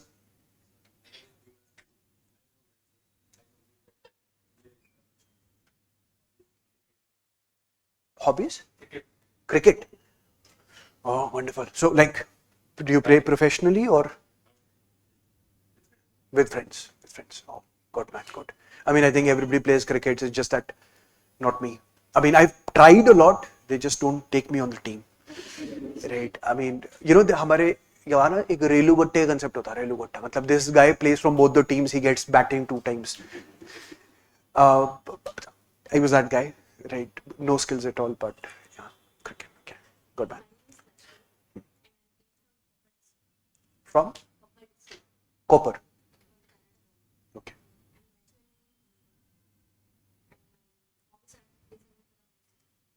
Listening to music. Okay, wonderful. And so, what subjects did you have in your BA? History, politics, economics. Okay, and what kind of music? Kannada music. Okay, wonderful. So probably I can take some recommendations from you. So these days I have my conversational Kannada book outside. There's this book, Conversational Kannada. So like Nema Hesru Enu, that's the first page. right? And ನಿಮ್ಮ ಹೆಸರು ಏನು? ನನ್ನ ಹೆಸರು Vikram, right?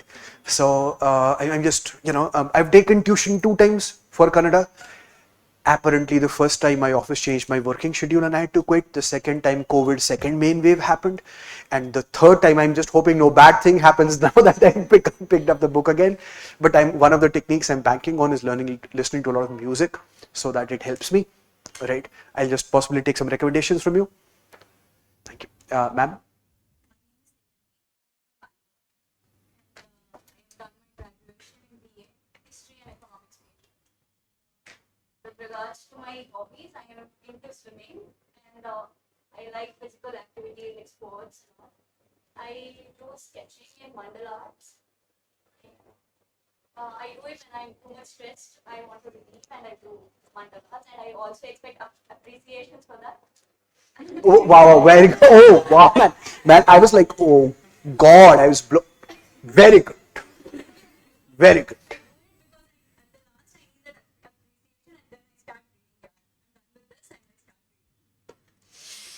Fair enough. Very, very nice. Very nice.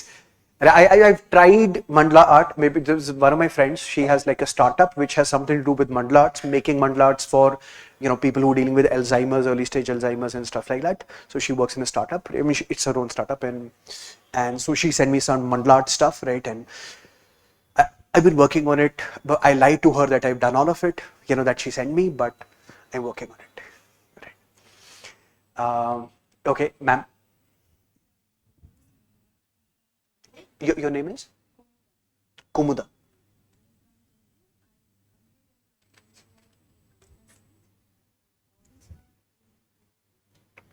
Listening to music. Kannada music? Okay. And from Tumkur, right? So you travel daily? You're living here. Okay. Welcome. Ma'am. Oh, sorry. Oh, Cressida. Okay. You're Cressida.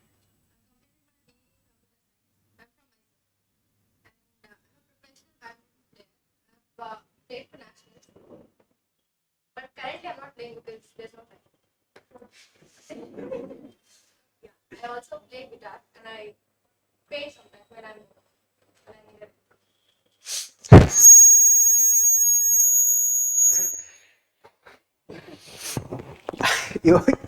I was gonna cry. I mean, for myself, for for all the lack of talent that I had. But yeah, as I said, badminton runs in my blood, but hasn't reached me. So I play badminton. If you have time, sometime you can defeat me in badminton games. Yesterday, Vikas defeated me miserably. Uh, okay, and you said apart from badminton, you play guitars. That's something which is in common. I have a guitar. Uh, I have a git. I went to the shop. I bought a guitar because I felt that day that I'm going to be this great guitar player in the world, right? Um, this shop owner sold me a costly one because the one I picked, he said, it doesn't suit your caliber. I had no caliber. This guy said, where do you see yourself? I said, oh, I see myself. Right. So I bought a costly one, and whenever what happens is, we have house parties or something, and I come around after having some drinks. So I drink alcohol. Alcohol you should not drink. Alcohol is injurious to health. Alcohol can kill. Right. Right. I drink it sometimes. Right. And so when we used to have house parties, right, after having some 2 drinks, I would get my guitar and I would start on it until everybody decides that they have to leave from the home or they just live with it somehow. So I think same skills. Sorry, same guitar. Passion we share, but skills you have. You sing and play chords. Very good, Cressida. Cressida. Very good. Very good. Maybe you can learn some, moving around moves from me on the guitar. I'll learn the chords from you. Sir. Baswaraj.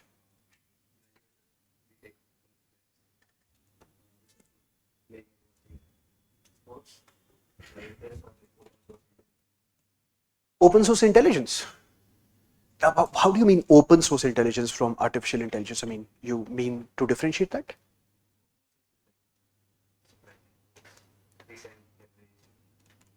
Going to background of any kind of activities recently taking place, Okay. what kind of background you are, just like an experiment, it's by Okay.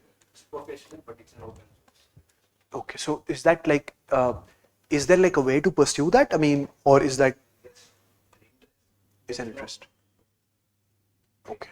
But there is a profession, but it's an open source. Okay. Wow, and that's something very unique, right? So you hear everything that is being said around you, yes? All right, man. Baswaraj. Good, man. Good, man. Good. All right, I'll learn some things from you. Thanks. Sir. Asif.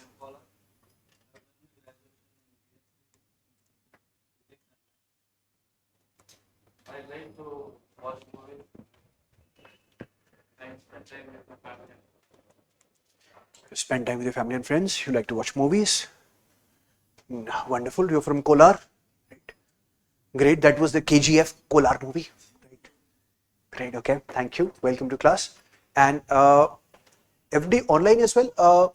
Can you please send your basic intro on the write up on the chat box so I can read it out for everybody? Online people? And sir. Gatson. Gladson. Okay.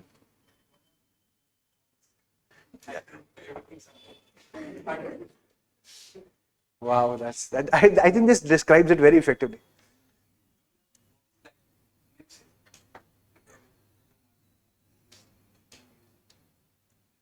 Everything, a little depending upon mood. Great, I like you. Your good name again is your gold Gladstone. Gladstone. Gladstone. Okay. Well, welcome Gladstone to class, sir. Prasad.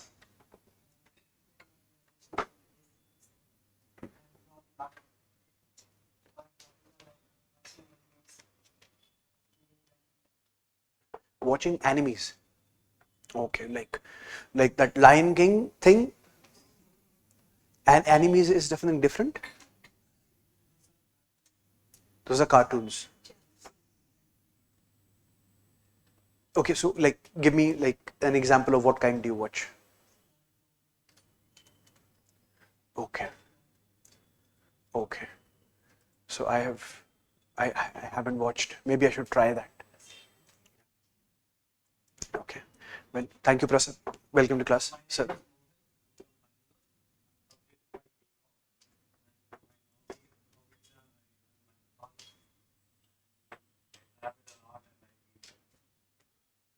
You run marathons.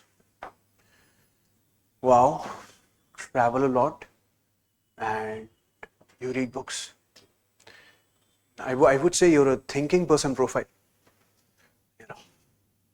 Those kind of logical things. Yeah, that's plaguing all of us.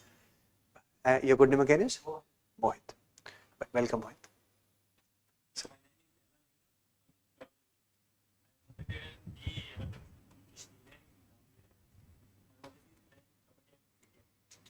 Playing kabaddi and cricket.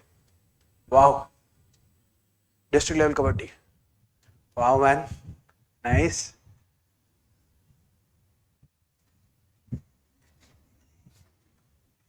I'm like an urban guy, in our area there's no kabaddi.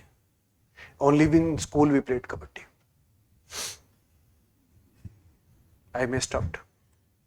Okay. Nice to have you. Sir.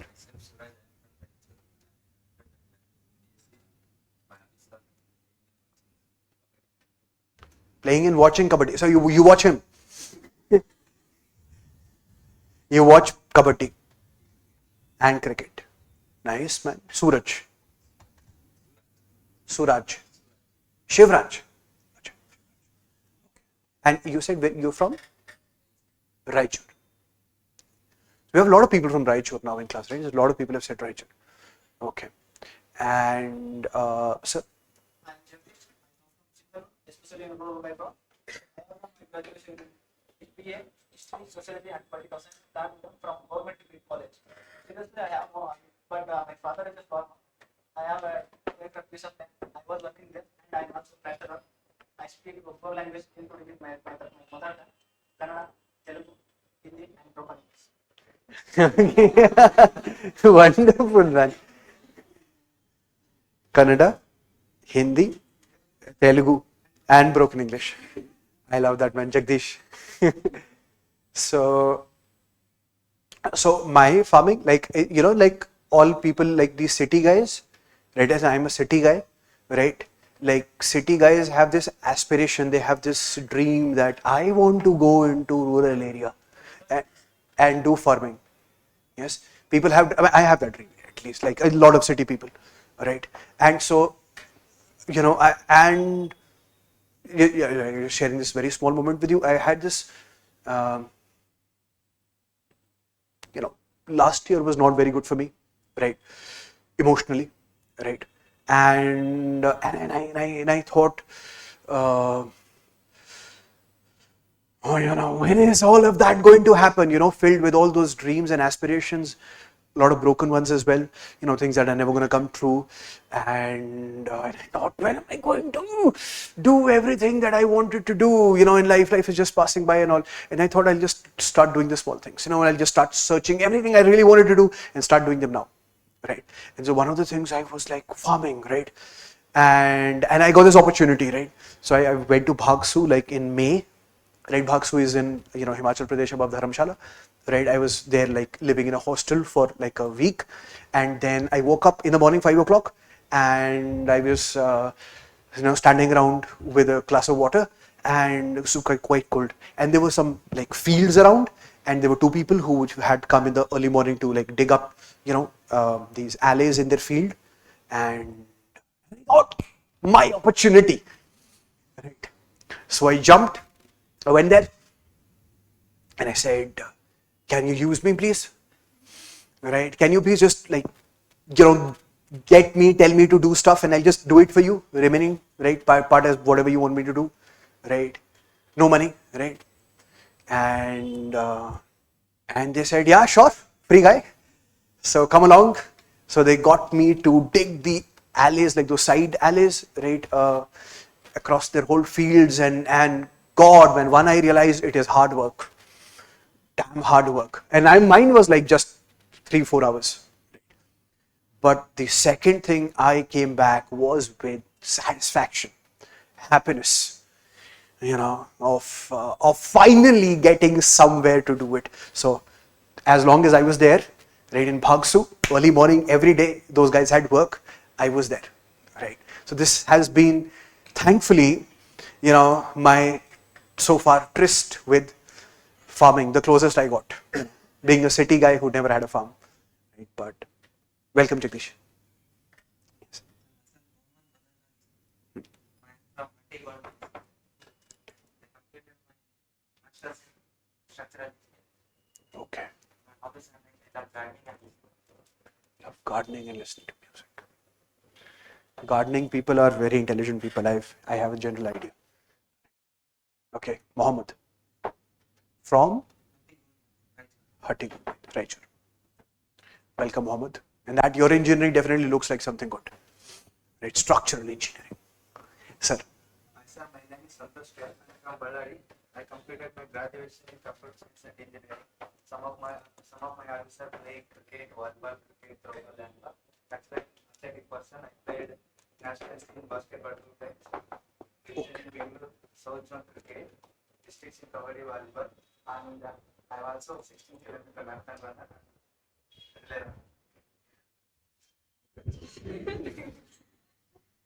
Your good name you said? Santosh, man. Good to have you. Good, man. Good. I'm hoping that this is transmitted, like, you know, sometimes you get diseases. I'm hoping that your capability comes a little by shaking hands. Good to have you, Satosh. That's so awesome. Yeah, ma'am.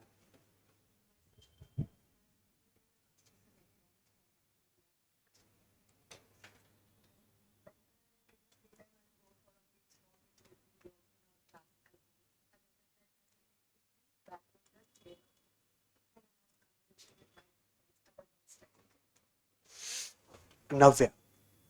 Bhavya. Oh, like my younger sister's name is Bhavya, right? She's 10 years younger to me. So, okay. So, Bhavya, okay. Economics. I used to teach economics, right? Like in the initial years, I've taught everything: polity, history, geography, economics, international relations, science and technology. Like in the initial days when I was, giving my own attempts. So, but economics I had a thing for. I taught it longer. And I listen to music, go for peace walks, and play table tennis. Me too, yeah. I had to play table tennis, right? I'm decently good at it. I was in my state team of table tennis because I was an extra, and because there was like 2 teams not coming that day, so we actually got to state by automatic qualification from the district level, right? But I was in that team. I mean, not like you. I mean, obviously, I'm looking at you and I feel embarrassed that I call whatever I've done even an accomplishment in my own mind. But that's how I talk to myself. Okay. Welcome, Abhay. Ma'am.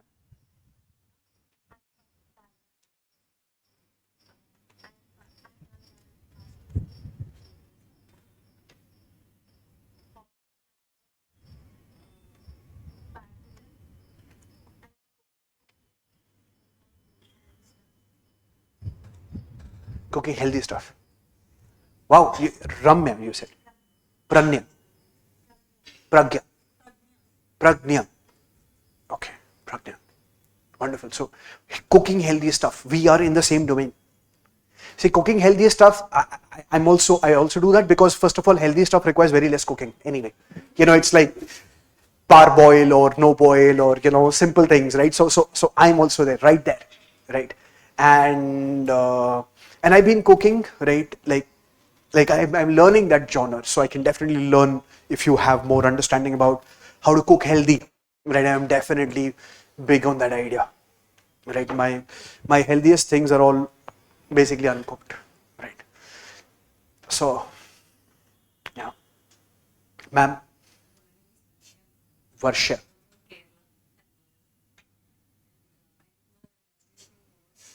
Okay. Martial arts. Okay. Kickboxing and Muay Thai. Okay, that's also the Thai version of kicking people, yes. Okay. Okay. Okay. Okay. Okay. Okay. Wonderful, wonderful. Okay. It's like when you introduce yourself, you're half scaring the other person. I better be on the right side of you. Matching with your opinions. You said, sir, isn't this how it is? I'm like, yeah, sure, why not? So, yeah, I mean, karate. I had a brown belt in karate. It takes some belts like white, yellow, some colors in the middle, and then you get to brown. I could have gotten to black if it was not for all my idiosyncrasies. Idiosyncrasies are like these, unique things to you, unique personality quirks. I had, so basically, I had a thing. I really like throwing people, right? So what happens is like there used to be this block, right? Like Kia, like that, right? So it's supposed to be somebody kicks you from here, you're supposed to block it like this, but I always blocked it like Kia, right? Okay, so your kick goes there, your leg goes here, and I would start pulling the left leg and then and I would push the person back. I really love doing this. My karate sensei was pissed off. He was like, "What is this?" Right? I couldn't control myself. I would always promise I wouldn't do this the next time, right? So what happens is uh, this final spar that we had, right? That was for the black belt deciding day, right? I threw 3 people off there was a platform we were doing. I would take them to the edge of the platform and throw them, right? So apparently my elder brother got the black belt. I was content with brown, but at least I had my fun, right? So, that's how far we go in the martial arts. After that, I learned boxing, right? Okay, I learned boxing. So I went to the boxing gym. This guy was like, he was a Sikh, and he was like this small. His height was very less, and he was a state level boxing champion. This was my first day in the boxing gym, right? So I was done with boxing, the thing, and I went to the coach and I said, I want to do more. He said, you have to do this first. I said, I want to do more, right? So he said, okay, go learn from him. That small guy. I was a big guy. I was in my school days, I was like a guy who liked to fight, right? So I said, that guy, that small guy. He said, yeah, that small guy. I said, learn from him. Let's have a match. He said, he's a state level champion. I said, the way I thought about it, I had beaten so many people, I'm going to beat this guy. So we went and had started to have a boxing match, and and I punched and he, and I punched and he, and I continued to do my best, and he was just like a housefly. You can never get at them, right? And then he punched me in the nose, and I got bloody angry trying to box him, and he was again. I couldn't land one punch on him, and then I was very angry when he hit me again. So I thought, let me do what I do best. So I got hold of him and I gave him the, what I knew, right? Anyway, so, that's how far I got in boxing. Because, he put me out of the boxing.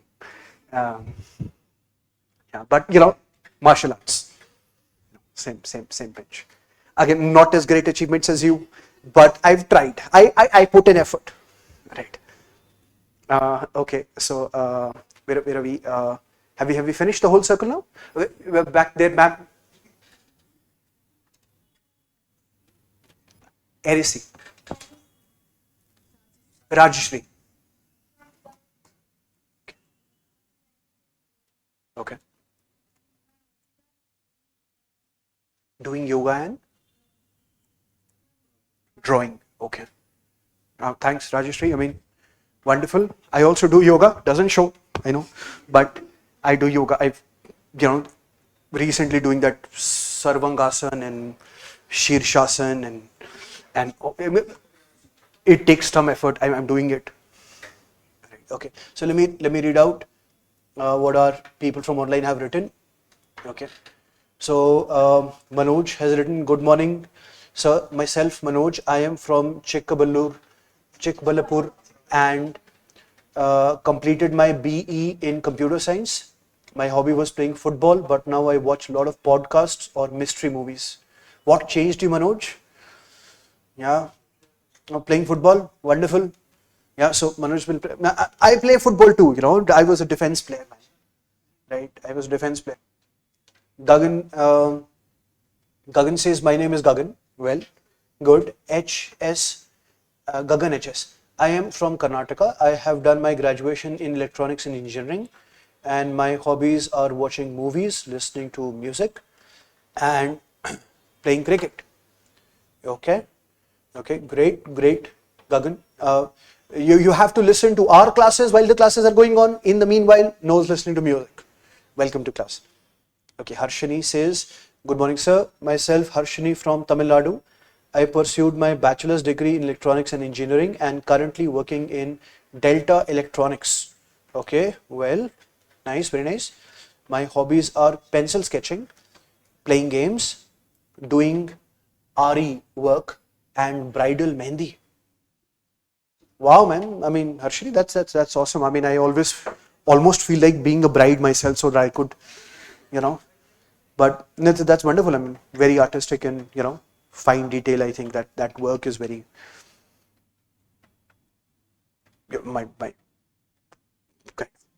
boho kind of work. I've seen a lot of that. Right.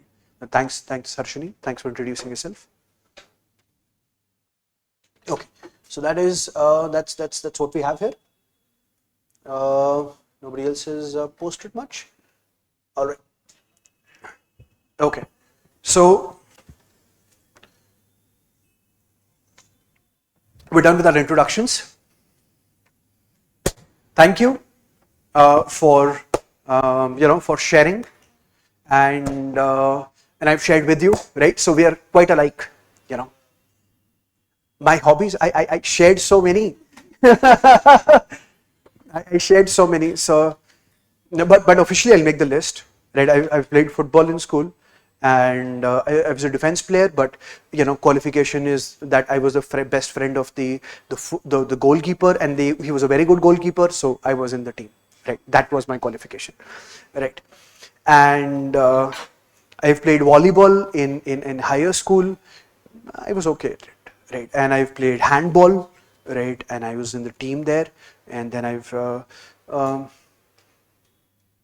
uh, what trekking. I like trekking. I've been to a lot of different trekking sites. I was wanting to go to Machu Picchu, right? And it's not possible now because I have a young baby, and anyway, my wife doesn't like me going so many different places.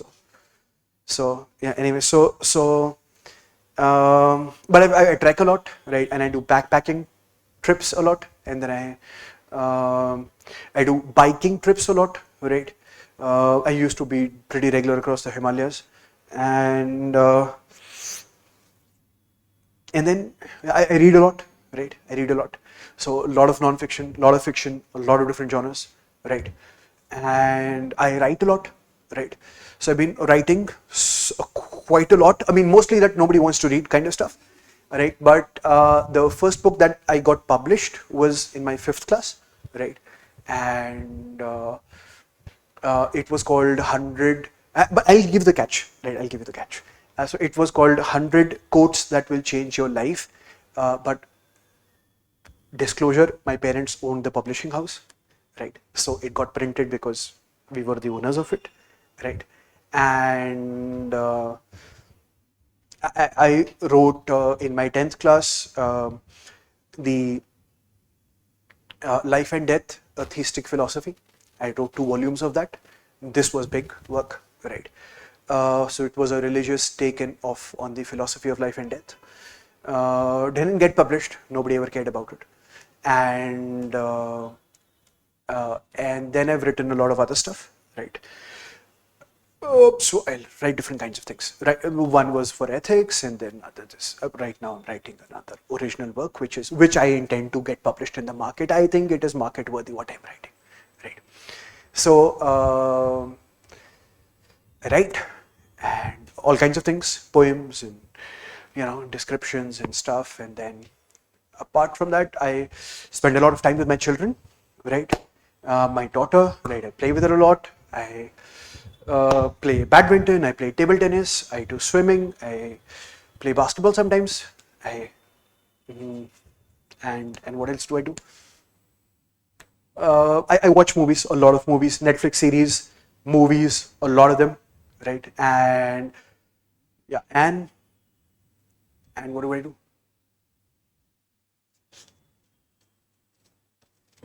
Yeah. So that pretty much takes the whole scope of life. Plus, apart from this, I've been into other endeavors. So I'm an AI ethics enthusiast, right? So I'm currently working with some friends that I have in the industry, right, who are working on AI, right? And I'm trying to create some new original frameworks for responsible AI, right? So that's part of what I do in the background. And I have recently, 2 months back, joined my elder brother's company, right? So my elder brother has an IT company, and I have joined as a vice president in his company in the offshoring division, and basically that's my division now. So I'm responsible for that division, and so I do that also, right? And yeah, and I teach sociology. Okay, so now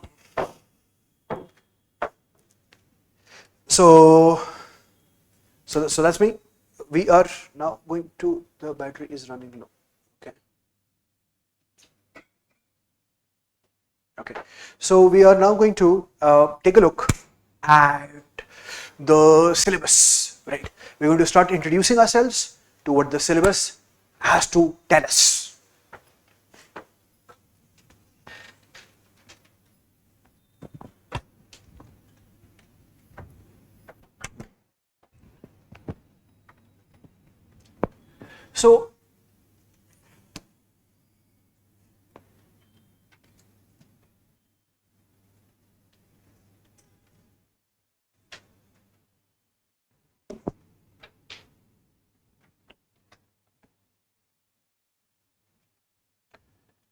So, our paper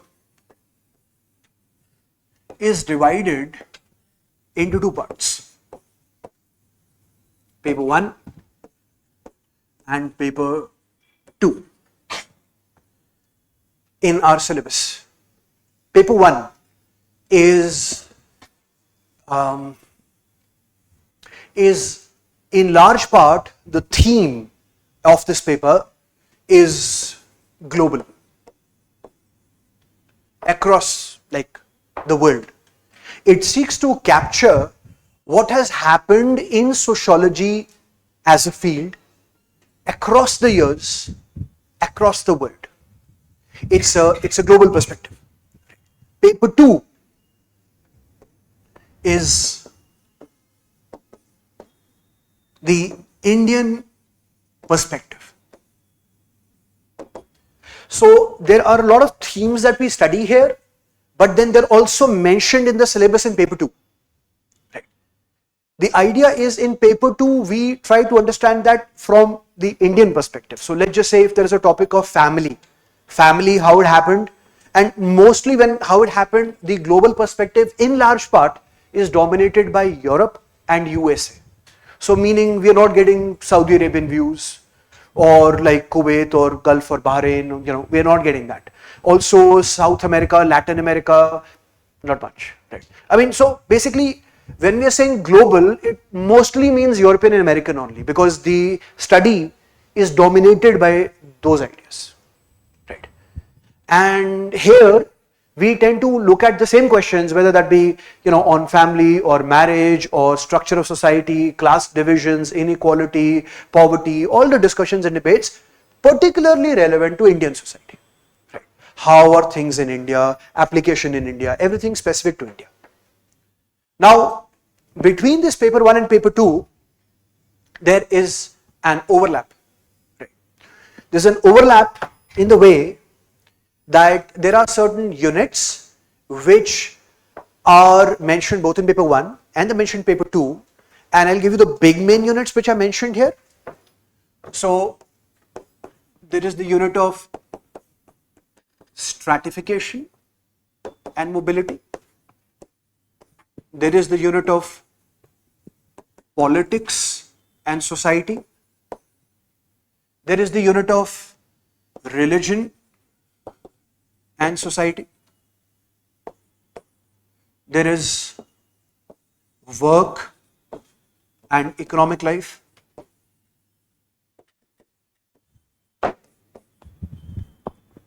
There is family, marriage, kinship,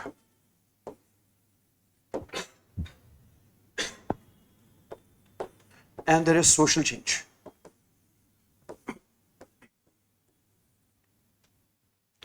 These are 6 units which are common to both paper 1 and 2.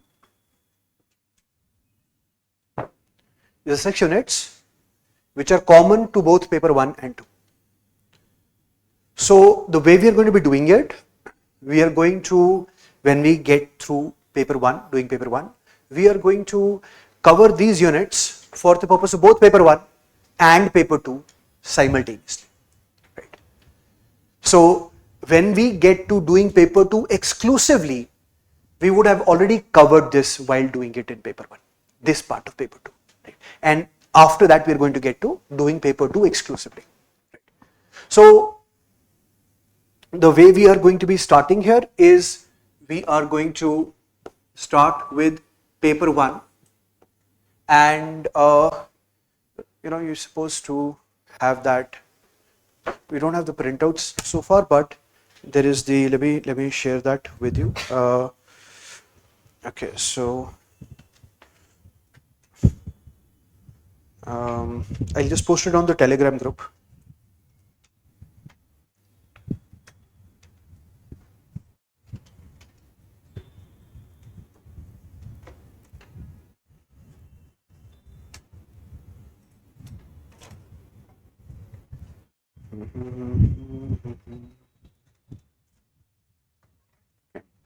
It's getting uploaded. So all of you guys have joined the Telegram group, right? Yeah. So there is an Insights IS Telegram group, right, of sociology. If somebody has not joined, please do. If you don't have the link or something, if there's an issue, please tell me. Right. So I've just posted. If you open this group, it should be here, right? I don't see it here.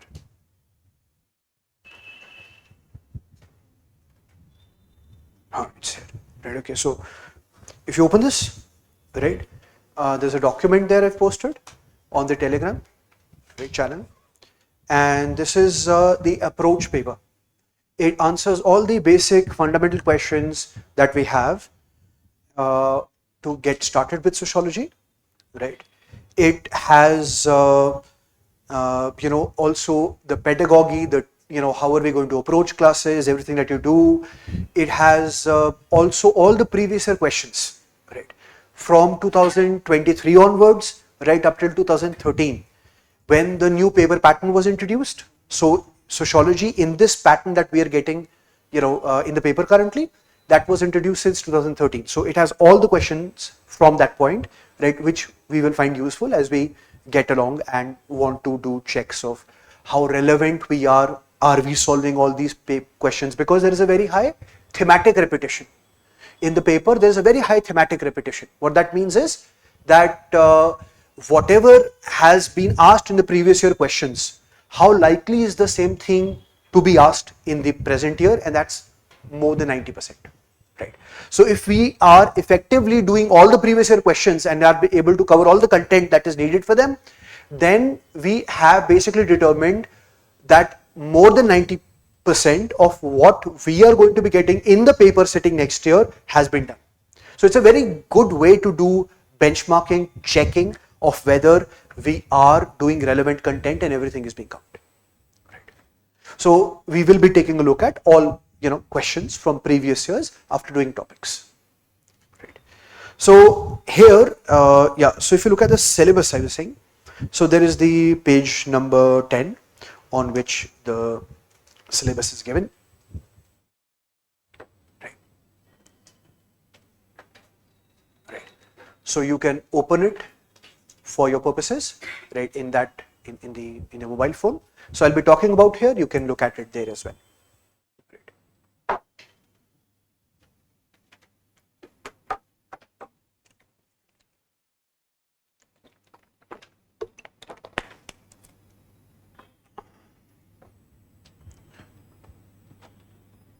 All right. So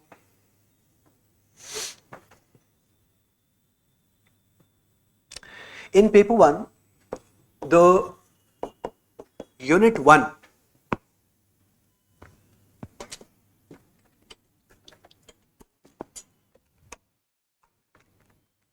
so that my eyes remain pristine from the blue rays, harmful blue rays. Right. Now, unit 1 is having different topics, but we are going to start, and that is how we're going to go through our syllabus. So I'm mentioning that sequential order now in which we shall be going through the syllabus. Right. Modernity,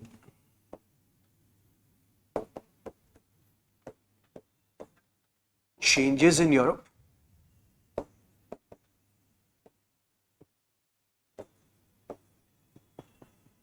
and emergence of sociology.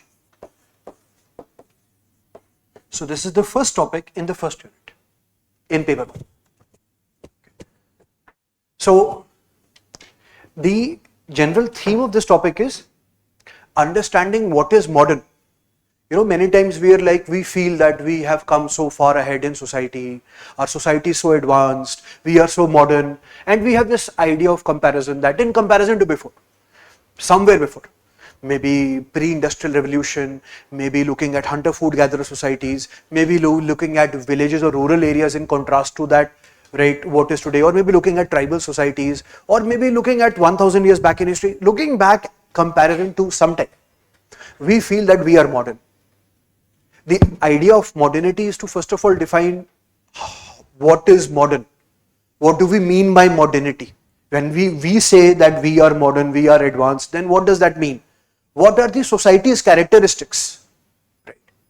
Like there would be some like saying that previously people used to answer questions about the world around them by looking at religion, by getting their knowledge from religion. Right. So because religion used to tell people that everything that you need to know has already been answered by God. Right. And we will tell you. People have questions. Who made the sun? Right. Why am I born? Who am I? What is the point and purpose of life? Why is there so much suffering in this world? Why are we treated differently? Right. People have so many questions. It is natural to have questions. People for the longest period of time were being told that all these questions have already been answered by God. God has created the order, and so we as the interpreters of religion, as the people who were religious men, we will tell you all your answers. Right. Today, there's a significant change. People, the place of religion has been questioned. That high and mighty ground, that big tower that religion used to sit in, where it had undisputed control over the minds of people. Whatever it said, people said yes. How to? But now that is not the case. Today science has undermined religion, has challenged its authority, has undermined its authority, has questioned the position. Today we have people, when they want to ask any question, then they say why, and science throws up multiple answers. You ask, why do I have dandruff? Science basically says, well, we know some of the process, but we don't know. Yeah, that's what science says. Science says basically there is this bacteria, and this bacteria basically, ends up feeding on the small little oil that comes from your root follicles, and then the brain, in order to, the scalp, in order to deal with it, it releases these the damaged cells are basically, thrown off, right, and that appears like the visible sign of dandruff, the white stuff, right, but then we really don't know what is exactly happening more, because these colony of bacteria are competing with other colonies, and there are so many types of bacteria, and which bacteria is good and not. While this is an active, we can go on, but the point is that this bacteria actually seems to be good for our brain in some ways, for our head, because other bacteria may be harmful, and since this bacteria is very aggressive, it keeps those harmful bacteria away from taking that space. And so what is the word out on dandruff? Is it good or bad? It is maybe a social embarrassment, but probably good for you, because it keeps your head safe from the bad ones, from the bad bacteria, right? So but there is a lot of more knowledge involving. Any question that you may ask, science will give you answers, and incomplete answers mostly. How was the world created? Big Bang. How did the Big Bang happen? Go till. I don't know. Right. So the world order, the society being changed from religion to now science, asking, answering all your questions, is one mark of modernity. Right. And you see, today even religion is explained in terms of science. If you look at YouTube and all the new gurus that we have, right? They end up explaining to you that you see this plant has medicinal properties. So you see, we have been telling you in culture that it is good for you. First, science is used to explain to you something which is part of culture, part of religion, and then you're sold on the idea, and then they establish their position, legitimacy in your brain, that see, I'm able to explain some things to you using science. And so you should summarily believe me about other things that I tell you about religion. That is how they establish their credibility. They establish credibility by explaining religion in terms of common man science. And then thereby make a case that, see, there is so much that you did not know. There may be more that you don't know. So you listen to me, what I'm telling you about religion. That is how the case is made. But today, even to establish credibility of religion, science is used. We find that this modernity means a lot of changes like that. This, we just talked about one change, but there's a lot of changes that have happened in society. So what does this modern society mean? What does this modernity mean? That is one thing, modernity. Then changes in Europe and emergence of sociology. So the stream sociology has come from Europe. You know, Europe, that part of the world. So there were things that were happening, a lot of things that we're going to talk about. And from that, sociology as a discipline emerged, as a subject emerged. So we are basically asking, how did sociology as a subject emerge? Under what conditions? See, obviously something happens in your life. There is always cause and effect, or most likely multiple causes and multiple effects, all at the same time. They happen and something results. I mean, it is not like sociology as a subject came out of nowhere, like, you know, that a person is sitting like this and said, oh, let me create a subject called sociology and force people to study it. Won't work. Wouldn't work. So what happened was, sociology emerged as a subject because there was a lot of changes happening in society. People wanted to make sense of it. When your personal life is going through a lot of changes, then you want to understand the why, don't you? There is always that urge to understand the why, because understanding the why makes the changes sometimes more bearable. You're able to live with it. It gives you a sense of control by understanding why something is happening to you. So when a lot of changes are happening, you always you're inclined to ask why. You want to understand that. That is your natural inclination. That is what you tend to do. You tend to ask why, and this is how this subject primarily has emerged. There was a lot of changes that were happening in society at that point of time. And there were people who wanted to make sense of it and to be able to understand it. And out of that pursuit of understanding, right, came sociology as a subject, self-reflective, looking at itself, looking at society itself, wanting to understand what is happening, why it is happening. Right? And later came the idea that maybe we can even predict. If we can understand, we can even predict. Right? If you understand something, why it is happening, then why do you feel a sense of control over circumstances? Because you feel that maybe I can control my future. Maybe I can change it towards the positive. If I understand why am I suffering today, maybe I cannot suffer tomorrow. I may learn something out of it, grow out of it, and tomorrow I may not suffer because I've understood, because I've taken the lesson. So I need to take the lesson. Right? So ultimately, when you understand the why, you get to prediction. You want to control the future. You want to be able to shape it. So here also, understanding sociology as a subject came around to understand all the changes. And then they wanted to predict. But as with life, nobody is able to effectively predict. But they try. So sociology also tries. But it is not very effective.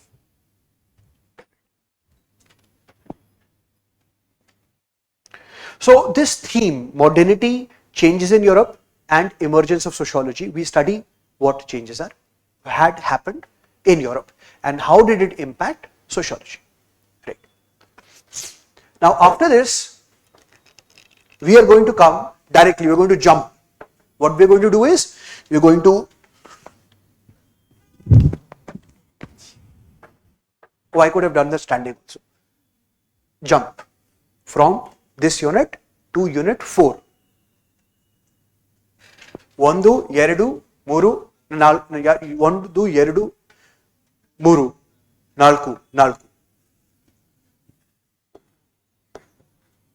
We are going to jump to unit 4.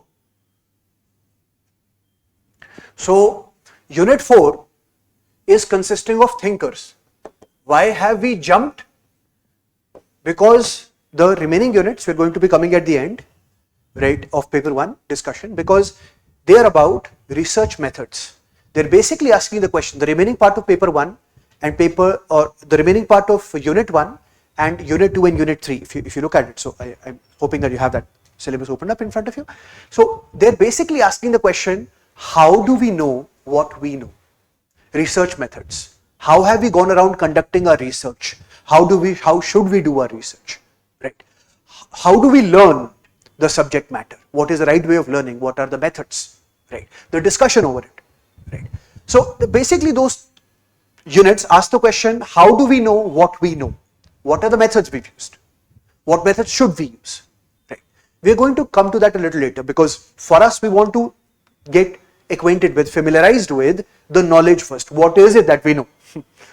The subject matter, and then later we will ask, how do we know that what we know? Right? So we'll get to that later. So in understanding the content first, we are going to get to unit 4, which is thinkers. These are people like, you do gardening, you do gardening, you go for marathons and, read books, and I'm figuring out that you are thinking people. A rough guess. A lot of you people are thinking people. Obviously, all of us are thinking people. Some people think more than others. Right? So, for example, depending from your hobbies, it tells a lot. Right? It tells who have their mouth before their words, right? I mean, before their thought, and who have their thought before their words. We sequence it differently. Some people do it simultaneously, and that obviously varies from situation to situation. But in general, we prefer some ways. Some people think more. For example, introverts, people who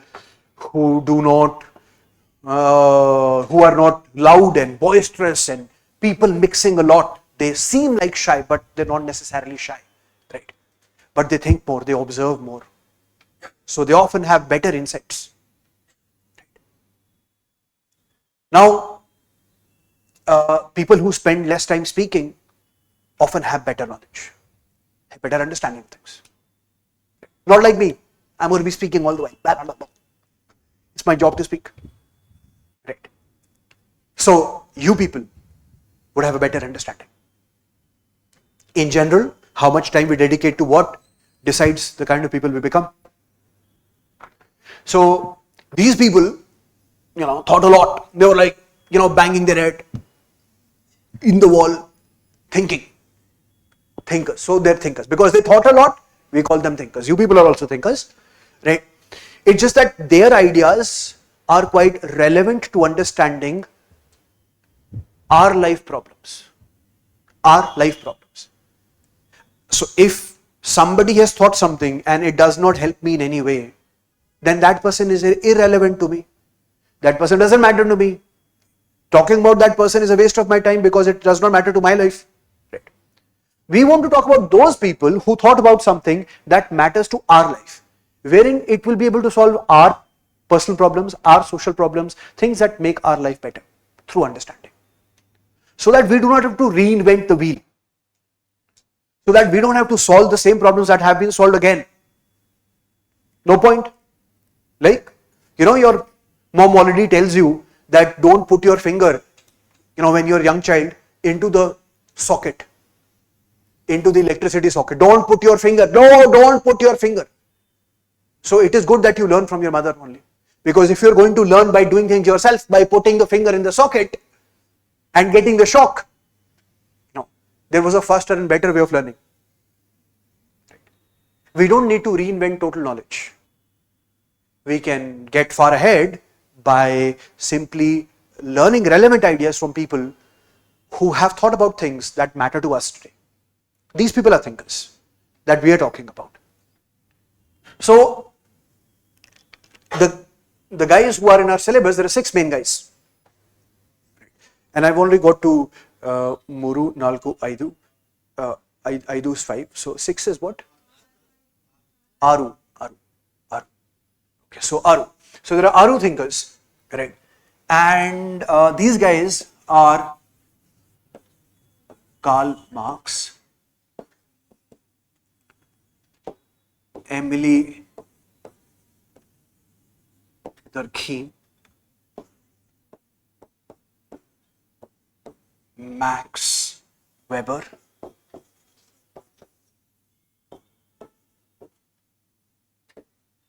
Talcott Parsons,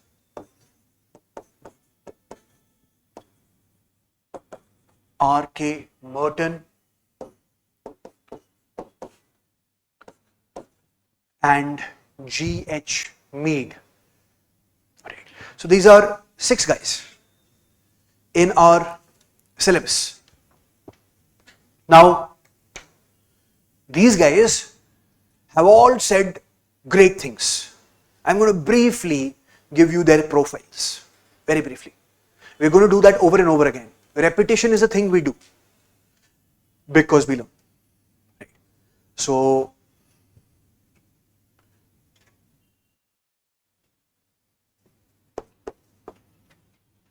this is a guy called Karl Marx. Kalu Bhaiya. Karl Marx. And I'll draw his representation. The basic idea is that you should take away that he had a lot of hair. And like wavy curly things in his beard, and obviously he had the stuff like eyes, but the eyebrows.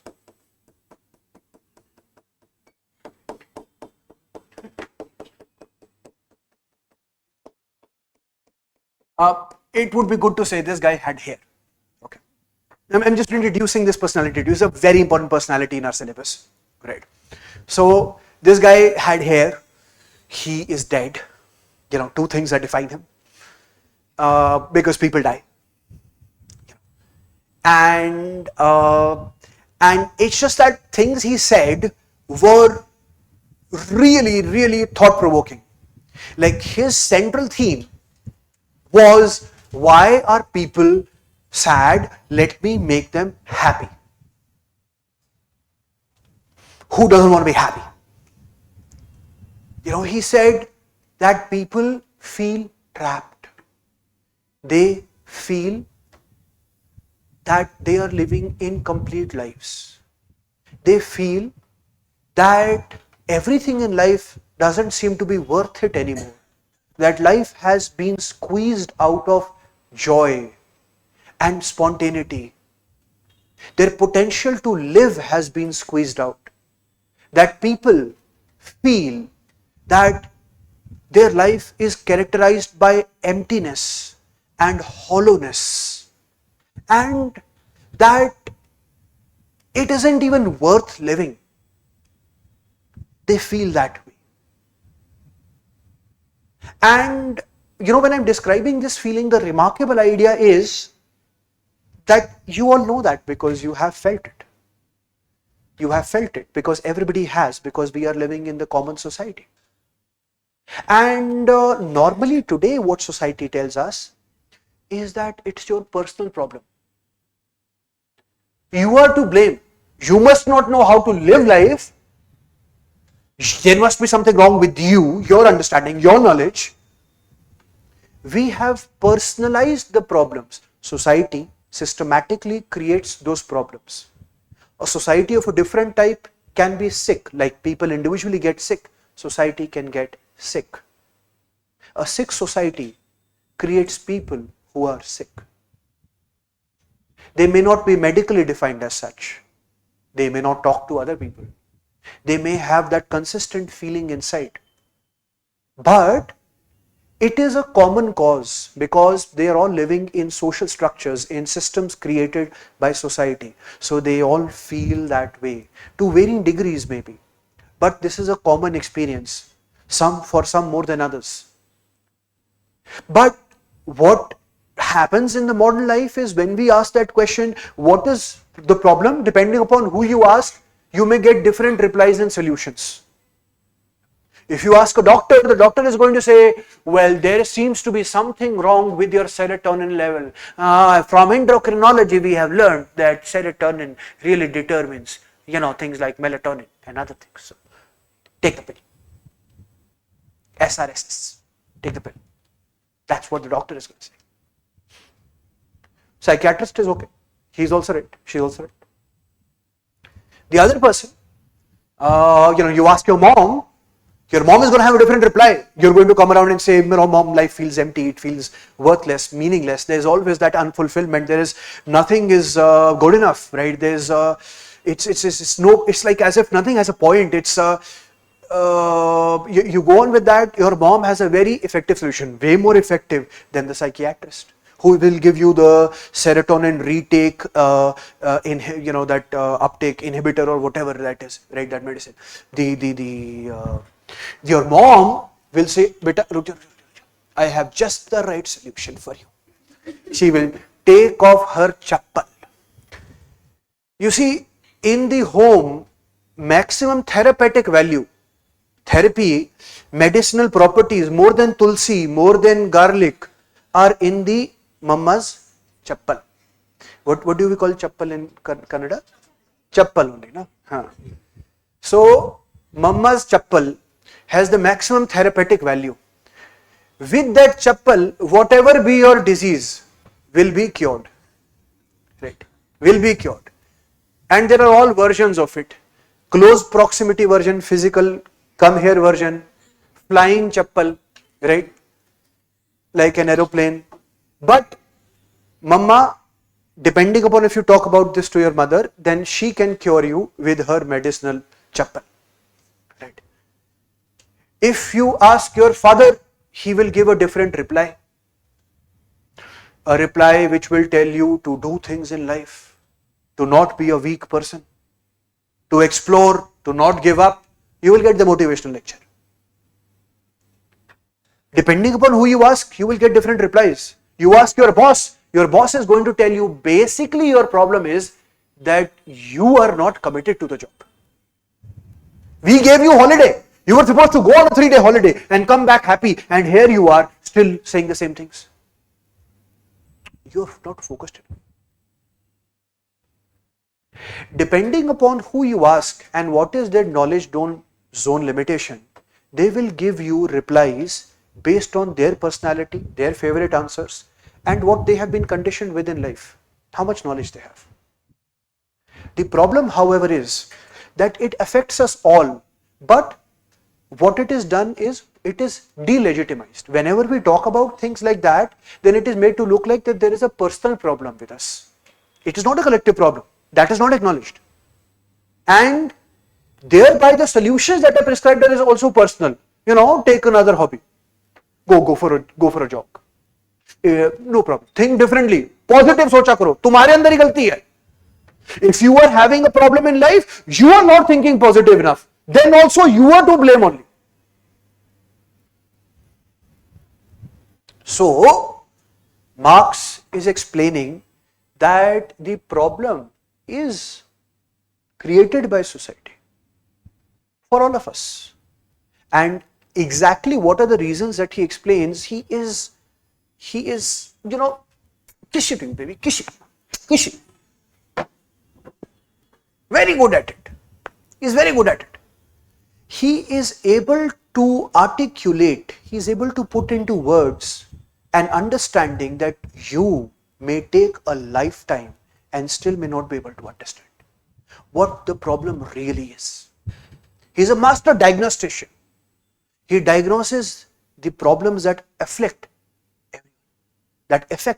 everyone. And then he provides solutions. That is where the problem is with his work. He provides solutions, but solutions that haven't worked. So he helps us quite a lot in understanding what the problem is, but he wasn't able to provide effective solutions that worked. And so he left that task open. We have to pick up on that task and find solutions from where he left.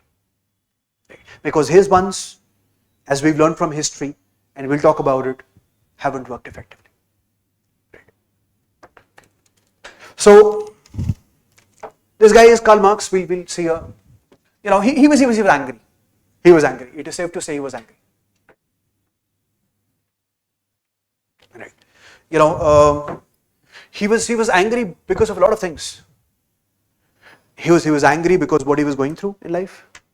He was angry because he had some medical conditions. He channelized all that focus to his work, and his general prescription is revolution. Do revolution. When people hear Karl Marx, then people generally think revolution, right? Communism, revolution, right? So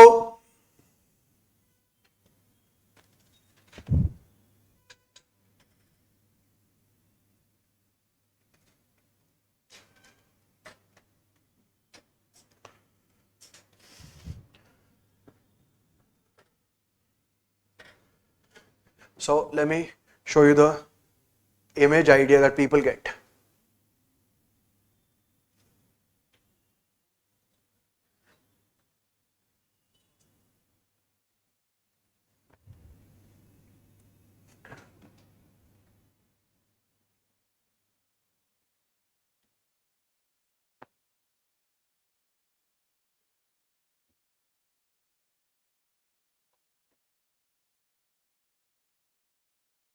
So when people think Karl Marx, this is what comes to mind for a lot of people. Or revolutionary, who wants radical solutions, who wants solutions now. What is the word in Kannada for now? Illa. Iga. Ivaga. Karl Marx had enough in his life. He was like, I want solutions and Ivaga. Right now. Ivage.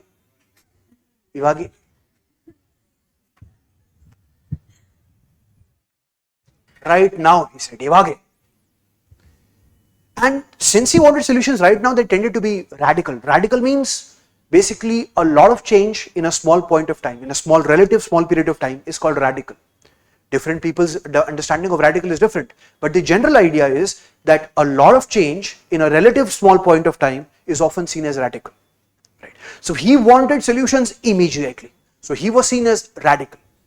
Right? And while he was not primarily supporting violence, but he did give support to violence. He wanted solutions immediately. Right? And you see, the solutions rarely happen immediately. You may have a problem in your life and you want to change things. Changing big things rarely will provide answers. But small things consistently usually does. Right? That's how most common it happens with life. You want to become successful, changing your career path today and pursuing a new hobby tomorrow and reading a new book now and doing a different course now is rarely going to change that. Picking up small insightful things, changing your habits 20 minutes a day and doing it consistently over years usually brings the results. Right? The thing is that he wanted solutions and he wanted them now, and that was part of the problem. Two radical solutions rarely last. Right? And so we've said this guy is Marx. So you've looked at his picture. Right? We'll look at another picture. So this guy is Marx. As I said, he has a lot of hair, right, everywhere, and we're going to talk about him and his works, right? And so his works that are mentioned in syllabus are things like class struggle and alienation and theory of historical materialism and mode of production. This is mentioned. What does that mean? We'll talk about. right? But essentially, we get to meet this guy today, right? So we are doing time travel, right? This guy is dead. We are meeting him today, right? Time travel, right? So we have met him today. We will meet others tomorrow. Right? So for now, this is the end of the class for today. Tomorrow we will continue, same time, 7 to 10. See you there. So you have my, so you have the group for any questions, just in case you're leaving now and you don't have time and you want to ask any questions. So there is that group, but there's also my Telegram ID. I'll give you. अरे कहाँ भाई Telegram ही खुल गया था सीधा ही direct Telegram खुल गया. Where is that? So basically Vikram underscore Kaushal. So that's my name. Vikram Vikram underscore Kaushal Kaushal Kaushal. That is also my Telegram ID, right? So my pic is there. So if you have any questions, you want to reach out to me individually, right? You can always Telegram me on Vikram underscore Kaushal, right? So well, see you tomorrow. Thank you guys.